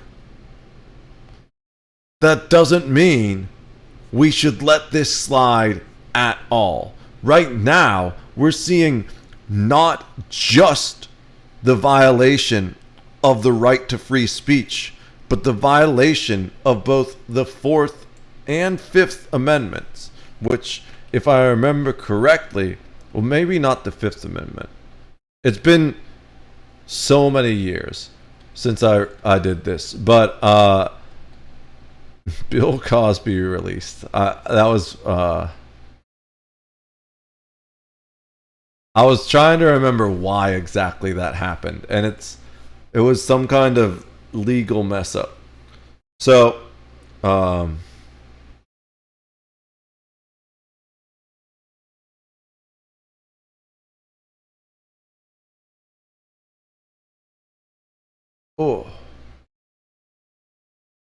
here. So there's another thing that you guys need to know. One of the most important historical documents of the United States, which is the Declaration of Independence. These truths, that's what it is. So this is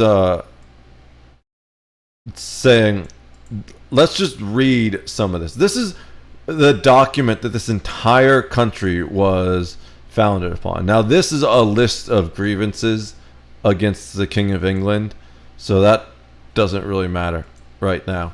But what we're going to talk about is really the first paragraph and the beginning of the second paragraph. The unanimous declaration of the 13 United States of America, when in the course of human events it becomes necessary for one people to dissolve the political bands which have connected them with another, and to assume among the powers of the earth the separate and equal station to which the laws of nature and nature's God entitle them. A decent respect to the opinions of mankind requires that they should declare the causes which impel them to the separation. So basically what this is saying is, I kind of wish I were awake enough to translate this into Gen Z speak, but even if I could, I don't think I could actually do that. I could do like late millennial speak, the transitional stuff. I could do like meme language, but I don't think I could do Gen Z speak. But basically what happens is, when things get so bad that two groups of people can no longer operate as allies and friends or as part of the same country, then and it's so bad that they literally need to declare their own sovereignty. It's important for the people who have to take that action to explain why they're doing it. And the thing I want to talk about right here is the laws of nature. Remember I mentioned natural law? So let's go get a quick summary from Grok real quick right here. What the fuck?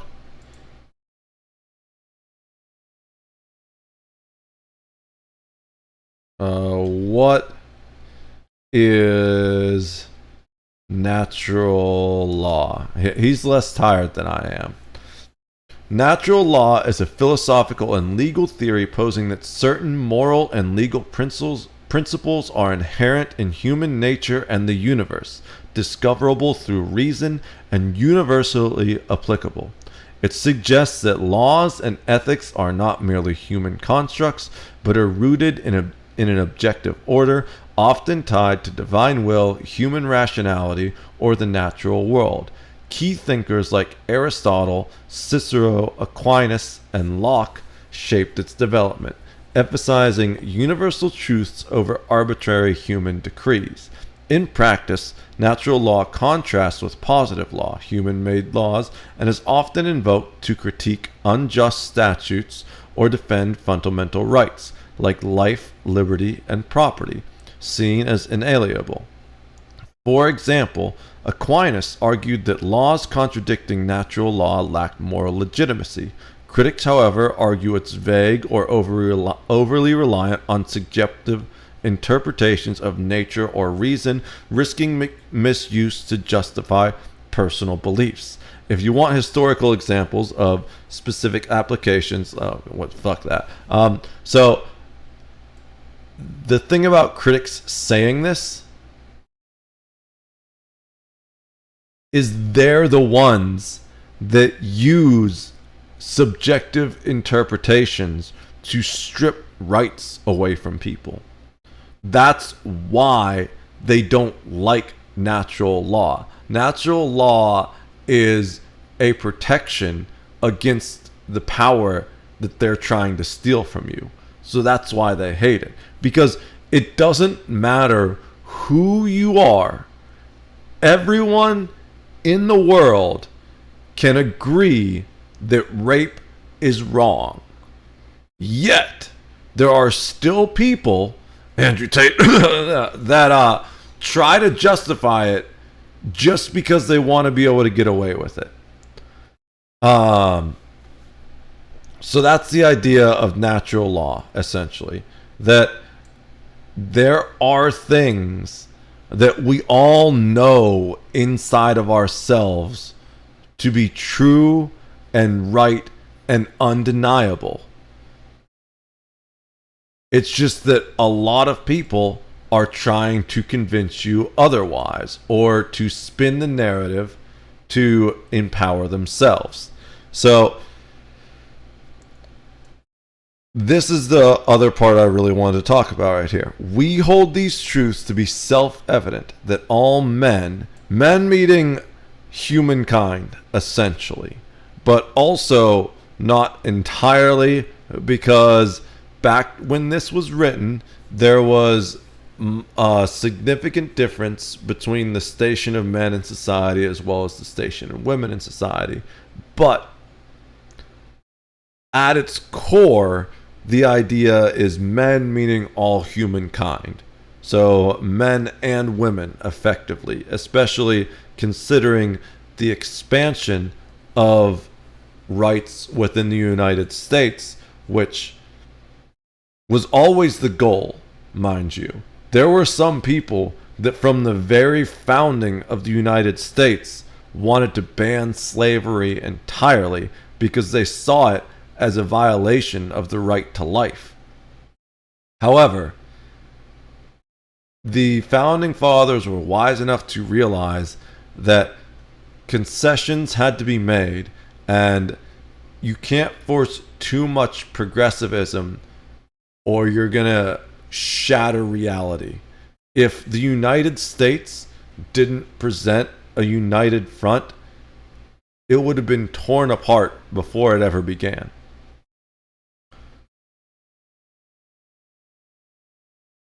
We hold these truths to be self-evident, that all men are created equal, that they are endowed by their Creator with certain unalienable rights, that among these are life, liberty, and the pursuit of happiness, that to secure these rights, governments are instituted among men, deriving their justified powers from the consent of the governed, that whenever any form of government becomes destructive of these ends, it is the right of the people to alter or to abolish it, and to institute new government, laying its foundation on such principles and organizing its powers in such form as to them shall seem most likely to affect their safety and happiness.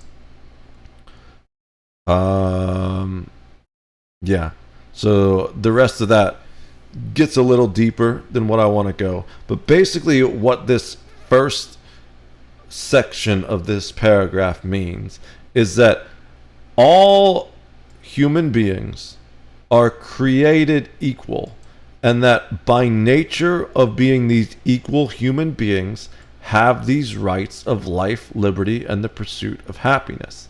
That government is necessary to protect these rights, but only with the consent of the governed, and that if government itself becomes destructive of these rights, then it is the right of the people to alter or abolish it and institute a new government. Now, let's look at the rights that are currently being threatened by our own government in the United States. The Bill of Rights are not gifts that the United States give us.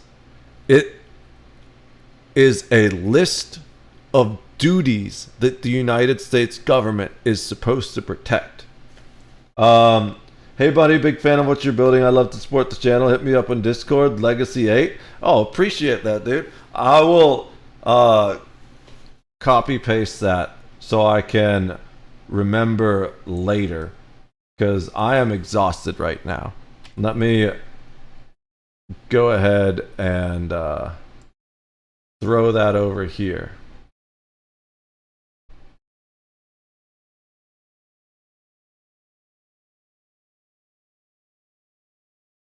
I need like a notepad. Is there a notes thing? I still am setting, there is a notes thing. I'm still setting stuff up in how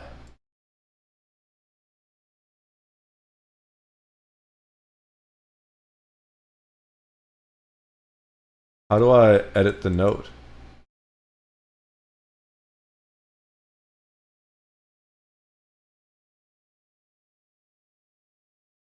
It's just an empty post-it. I don't know how to write on this.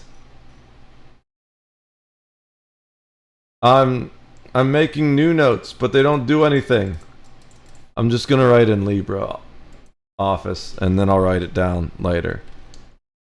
I'm gonna probably fall asleep when I'm done, but I will send you a message later, because I've been awake for way too long already. Wait, it didn't copy it? Dude, what the fuck? Let's try that again.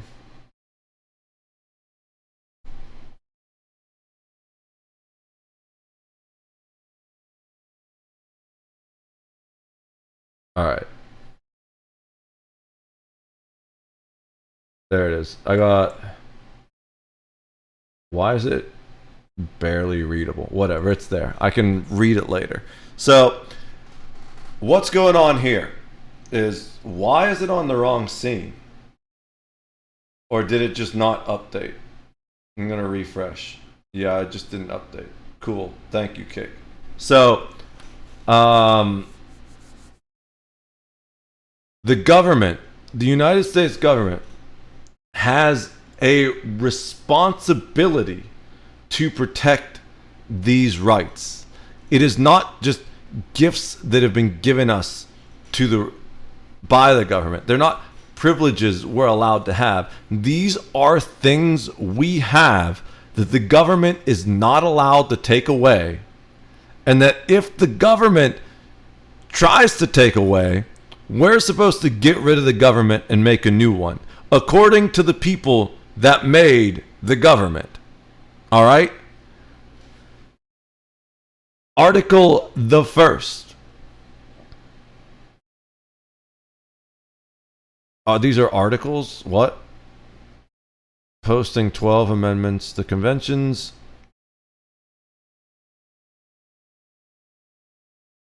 This is what I mean.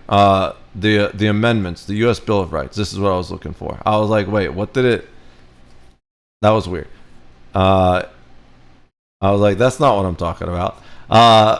Amendment number 1. Congress shall make no law respecting an establishment of religion or prohibiting the free exercise thereof or abridging the freedom of speech or the press or the right of the people peaceably to assemble and to petition the government for a redress of grievances. So it's important to remember two things in the context of this document. The first is that this document was written almost 300 years ago. So English was a little bit different back then.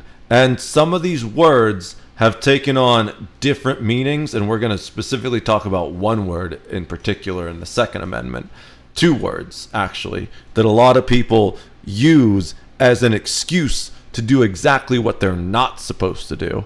But we have to consider these words in the context that they were written, both in what the language itself meant and what the mindset of the people who wrote it were, which the people who wrote it were people who had just declared independence from an oppressive authoritarian government that used religion as an excuse to persecute people, right? So that's why religion came first. Because one of the biggest things was that the King of England at the time was effectively corrupting religion to use it as a means of expanding his power, while also not holding himself accountable to the rules of the religion. So he used religion as a means to expand his power and also to indoctrinate the people. So the founders of the United States were very much religious people themselves, but what they believed in above almost everything else was the freedom to believe in what they wanted to believe in. They believed that was part of the natural state of liberty, right? So life, liberty, and the pursuit of property, wealth, or happiness, whichever version of that you prefer. This one is focused primarily on liberty, right? The liberty to practice whatever religion you want, the liberty to have the free exercise or of speech, the liberty to gather peacefully, and the liberty to print your thoughts on paper or video, and to petition the government for a redress of grievances, which means if the government does anything wrong, you also have the right to hold the government accountable, which there are lots of states that don't allow you to do that. I don't know if you're aware of this, but it's really hard to sue a state. And it's also really hard to sue the federal government sometimes. And it's saying the state can't get involved with those crimes too, which is why, for example, Harvey Weinstein is being charged both in New York, I think, as well as California. There's multiple places where he's in trouble with the law. So, unless on a presentment or indictment of a grand jury, so this means basically without being charged of a crime and proven that you, beyond of a shadow of a doubt, which comes from more legal documents essentially, that you have the right to a trial, essentially. Like, you have the ability to defend yourself. They go more into that in the next one, but essentially there needs to be a paper trail. It's got to be out in the open, is a very roundabout way of grossly putting this out there with my sleep-deprived brain. But there is an exception. Except in cases arising in the land of or naval forces or in the militia when in actual service in time of war or public danger. So this accepts military tribunals, essentially. What this means is that if you're a soldier serving in land or naval forces or in the militia, so therefore if you're in either the National Guard, or if you join up during a time of war, like effectively deputized by a police department or something like that, then you could arguably be a member of the militia. When in actual service in time of war or public danger. So under those situations, if you are effectively acting with the authority of the government, then you're not necessarily held to there are exceptions as to when you can be held to answer for these crimes, and that's why military court is separate from civilian court. They have their own military tribunals. They have their own separate justice system. It's because of this line right here. Nor shall any person be subject for the same offense to be twice put in jeopardy or life or limb. We already covered that. Nor shall it be compelled in any criminal case to be a witness against himself. This, again, is the right to remain silent. But as previously ruled by the Supreme Court, you need to state that you're invoking your right to remain silent. You can't just say, I don't answer questions. The Supreme Court expects you to know that you need to say this, which I think is very dumb, because nobody knows how to read anymore. We recently, on a previous stream, asked Grok what the average level of literacy in the United States was, and it was 7th grade. Most people can't even read at a high school level. So I think it's especially important to say this because I know a lot of people don't know this from watching body cam videos and stuff. If you want to remain silent, you can't just stare menacingly at the police officer. You can't just say, I don't answer questions, which is the one I hear most often. Usually right after I know my rights, even though they don't. At the moment someone says, I know my rights on a body cam video, I'm like, my God, you know nothing, Jon Snow. Because they all immediately, whatever they say after that is always wrong. Always with like an asterisk or air quotes. But this is the line right here where this is what gives you the right to remain silent. But according to the Supreme Court, you need to invoke that Fifth Amendment right to remain silent. And then this is the part, not that last part. The last part is eminent domain stuff, where the government can't take your property unless they pay you for it. nor be deprived of life, liberty, or property without due process of law. This means that they can't just show up and take your guns. They can't just show up and take your car. They can't just show up and take your house. They need to go through a legal system before they do that. This next one kind of describes that legal system. So we have, in all criminal prosecutions, this is the Sixth Amendment, the accused in all criminal prosecutions, this is criminal prosecutions, right? You have been accused of a crime. The accused shall enjoy the right to a speedy and public trial by an impartial jury of the state and district wherein the crime shall have been committed. This is an important thing with the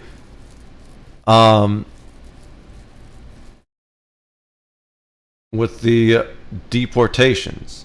I don't know if he's going to talk about this here. Secretary of State to revoke a visa at their own discretion. But of course, one of the big things is that is not how the Trump administration has painted the arrest, right? You had Rubio and other officials repeatedly saying that she has spread anti-Semitism and supported terrorism. And so you have the Post writing here that the revelation of this memo, quote, raises doubts about the public accusations made by the Trump administration as it has sought to justify Ozturk's deportation. And notably, this news came the same day that a judge in Vermont questioned whether the Trump administration would incite a constitutional crisis by refusing to release Ozturk if the court ruled her arrest was illegal. With those comments being made during a hearing about whether to move her case from Louisiana, where she's being detained, to Vermont, where she was located when her lawyers first sued the administration for her arrest. And notably, right? So technically by the Constitution,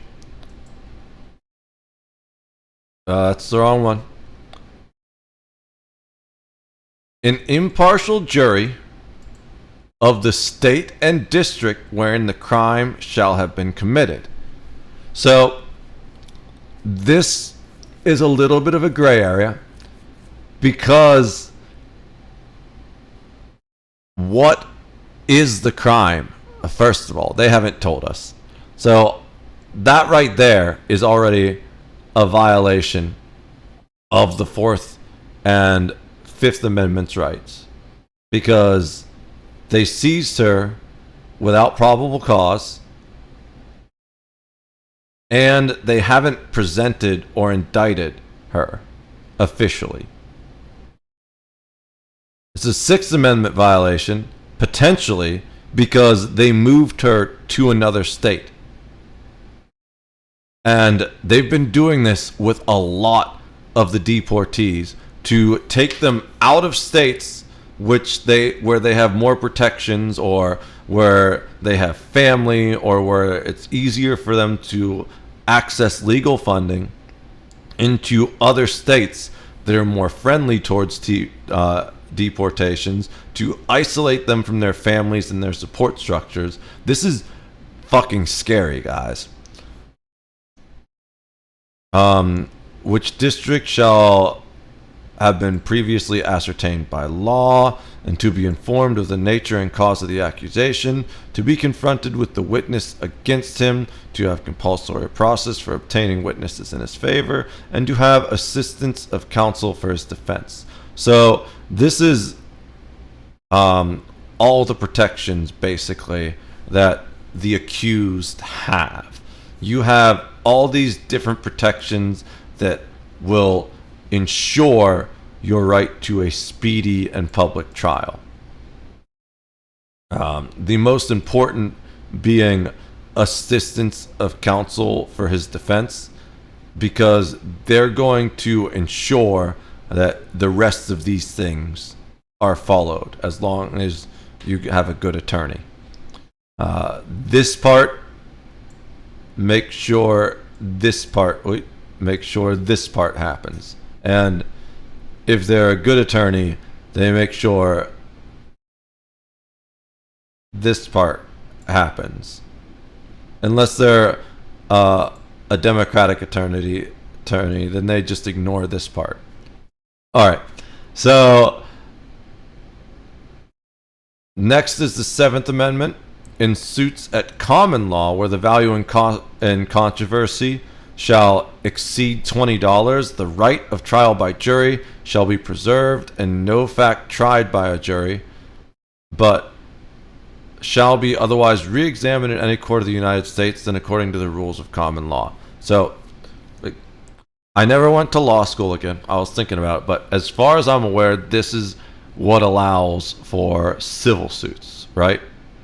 And suits of common law where the value in controversy shall exceed $20. So they're saying if you have a argument against someone where they owe you more than $20, then you do potentially have the right to a trial by jury. But no fact tried by a jury shall be re-examined in any court. Okay, I'm too tired to really process that one right now. Maybe I'm wrong about what the 7th Amendment specifically exactly is. I'm not super familiar with this one, but I do believe that is the one that provides essentially for civil lawsuits. This one's important. This one's supremely important. The 8th Amendment. I would also argue that virtually all these people, especially the people unjustly deported to El Salvador, have seen violations of their 8th Amendment. Excessive bail shall not be required, nor excessive fines imposed, nor cruel and unusual punishments inflicted.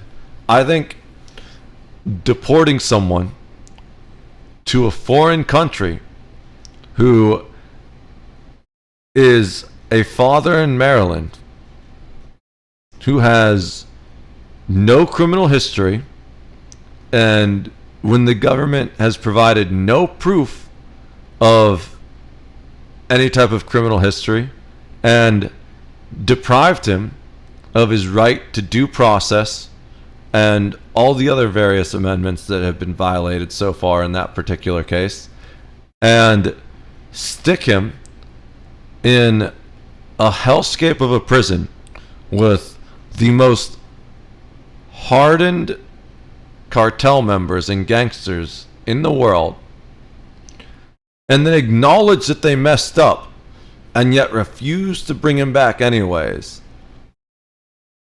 That sounds like a cruel and unusual punishment to me. They're not even punishing him for anything. They just randomly threw him in a prison thousands of miles away from his family and refused to bring him back.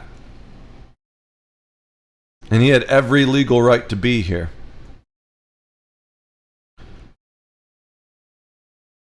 The enumeration in the Constitution of certain rights shall not be construed to deny or disparage others retained by the people. So basically what this means is that, like, just because you have one right doesn't mean that that right can infringe on my rights. And this one can get complicated. So we're not going to go into it. And then the last one, and again, arguably, all these are supremely important. That's why they're just here in the Bill of Rights.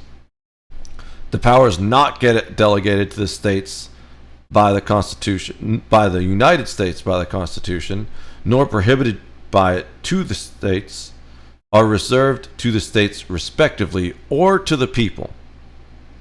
So that means that if it's not specifically said that the federal government has this power, then that power either stays with the state government or the local government, usually, because generally the people can be often interpreted to be the local government or local non-governmental organizations or individuals, depending on the context.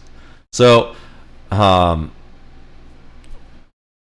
don't know specifically if there's been any 10th Amendment violations in regards to all of this, but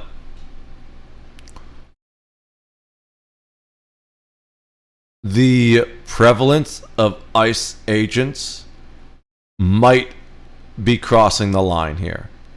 Because there are certain powers that are reserved to the states, and depending on what those powers are and what exactly the ICE agents have done and where and how, it's possible they could have infringed upon this right as well. So just in general, we are facing an insane constitutional crisis in the United States on a level that we haven't really seen in this country, at least in my lifetime.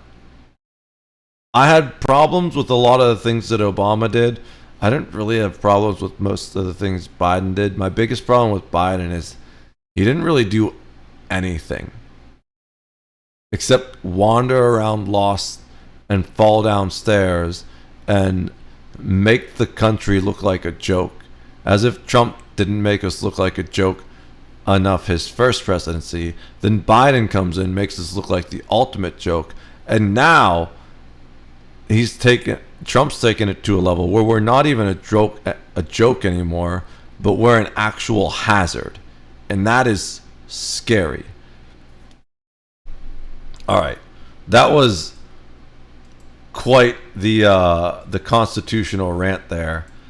Let's let Phil finish, and I'm gonna hydrate a bit because wait. We need to. Let's see if the tractor beams will work. We arrived at a. I don't know if I can even fit this actually. I don't know if I can.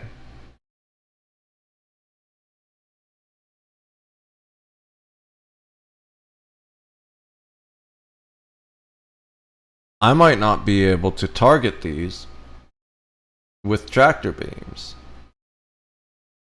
Let's check this.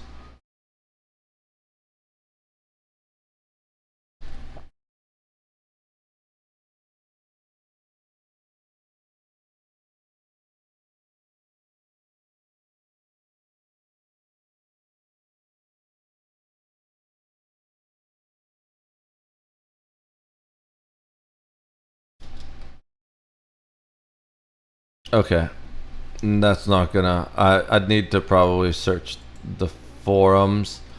I'm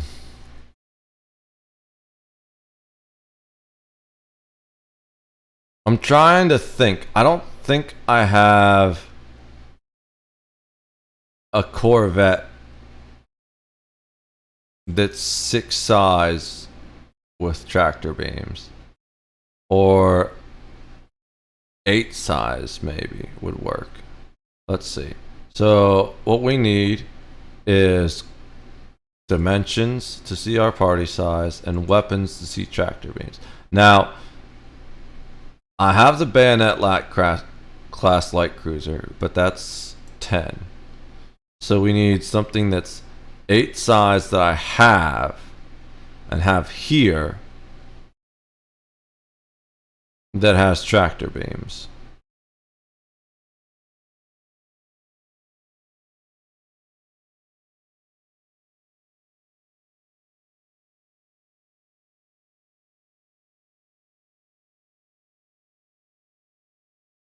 And we don't have that. So the plan was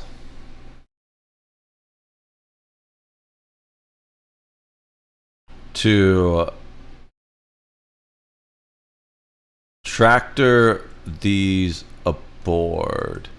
And interestingly enough, I don't know how the only way I can fit this ship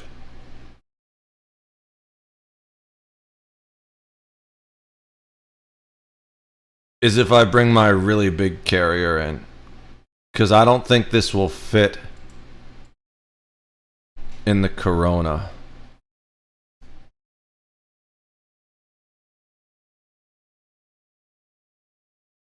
So we have a GS-100 salvage ship. Let's see what this fits inside. No, it doesn't fit inside the Corona. The only option we have is the Colossal class carrier. Which kind of sucks, because this thing's very slow, and it's already loaded up with raw materials. Because I'm supposed to deliver raw materials I borrowed from someone and return them.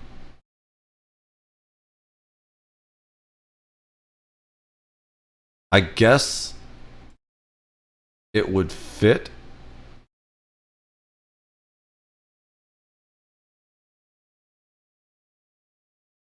So, do they? Let me see if it would even fit in here. It might not let me tractor it if they won't fit. Rules.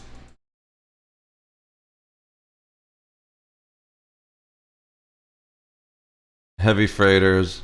The GS 100 has.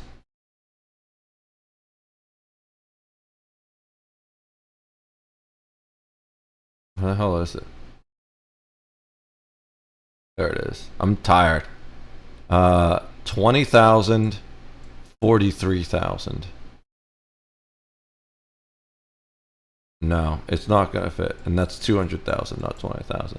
So that wreck is too big to fit inside one of these. So let's go see if it can scoop these before we jump out, because there is fighters here that would fit.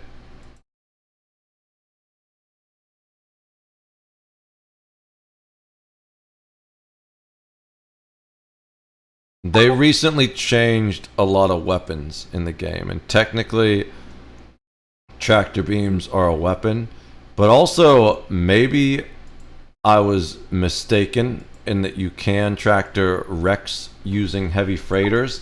I know you can transfer and carry wrecks using heavy freighters, but I guess it's possible you can't tractor them in using heavy freighters, in which case I'll need to use one of my larger carrier ships and then transfer them to the heavy freighters to take them down to the surface, where I'll recycle them for raw materials. Yo, what's up, Aqui? How's it going? I was just taking a break to do some things in my really geeky, nerdy Star Wars role-playing game I play. We're gonna go. I've been ranting about the constitutional crisis that is Donald Trump's actions at the moment. And if you're obviously you're new to the channel, but I am neither a Democrat nor a Republican. I'm just a philosopher, really. I don't care about politics. What I care about is truth. And there's no truth in politics. So I end up calling bullshit on both sides constantly. And right now it's Donald Trump's turn. But because we were talking specifically about all the immigration stuff and how he's basically violating 5 of the Bill of the amendments in the Bill of Rights, I think. It's 1. Let me bring it up again. Bill of Rights. Which ones were they? So 1, 4, 5, 6, 8. Yeah, and possibly 10. So he's effectively, with what he's doing with the deportations, especially deporting people without any due process and oftentimes without evidence, he is violating 4 to 5 of the constitutional amendments just in the Bill of Rights. So that is a significant constitutional crisis, because he's even said he would go so far as to deport American citizens, which is insane. And one of the things that a lot of people don't realize, for the last time before we move on to something else, is the Bill of Rights is not a list of privileges given to an American citizens. It's a list of rights that the founding fathers believed all people had by nature of being born into this world, and it is the responsibility of the United States to protect for all of those people, regardless of citizenship. Cases, we'll have to wait to see what happens. But then Trump's trade war with China just hit new heights. I'm going to rest my Bloomberg voice now reporting that because China my just throat ordered is its dying. airlines to not take any further deliveries of Boeing jets, according to their sources. And that, in addition to requesting that Chinese carriers stop any aircraft-related purchases from U.S. companies, which of course is just the latest move in the global trade war, coming after China boosted retaliatory tariffs on the U.S. up to 125% in response to the tariffs that Trump placed on China. And those can reportedly be as much as 145% on certain products. The Like, trade this is a war pretty big deal is because something this year else alone, entirely. Boeing has reportedly delivered 16 planes to China with 29 remaining, according to one JP Morgan analyst. And the deliveries themselves, they're crucial for Boeing because that's actually the moment they get paid, right? Building the plane first and then getting the money when the finished product is delivered. So China refusing to accept the planes, it means that those deliveries just aren't going to happen. Though, And the it is money was important to note already there spent will on be some building exceptions those here. planes. According to Bloomberg, there are 10 Boeing jets that are currently being prepared to enter Chinese fleets. And some of those jets, they had their paperwork and payment handled before the tariff announcement. So you had Bloomberg sources saying that those planes will be allowed to enter China on a case-by-case basis. Now, as of recording, there have They didn't say will. Okay. They said may. That's an important distinction, but then he added the case-by-case basis on the end. sources saying that It those says planes may will be allowed to enter China on a under there, case-by-case basis. not As of will. recording, there haven't been any comments from Boeing or Chinese authorities, but over on Truth Social, you had Trump himself accusing China of backing out of, quote, the big Boeing deal that was signed during his first administration. And so far with this news, we've seen the stock down for the day, and of course, this is also just the latest problem for Boeing in the last few years. Sales dropping in the face of fatal crashes and quality concerns, not to mention a labor strike, supply chain disruptions, and the increased regulatory scrutiny because of the previously mentioned quality concerns. So yeah, we'll have to keep an eye here. But also, I mean, How are you doing today, Aqui? It's set to have broader effects on more than just one company. With us also seeing Bloomberg reporting that the U.S. economy is on track to lose billions of dollars thanks to boycotts on American goods and foreign tourists staying away. Right? And noting I'm there sure. that plane arrivals by non-citizens, it dropped by 10% in March compared to last year. And looking into specifics, don't doubt tourism it. from Germany and Denmark fell by 30%. It's down by 25% for Spain, Norway, Iceland, and Austria, and Canada. Air travel from Canada, it's down over 75% from last year, and that's in addition to a 32% reduction in car travel. And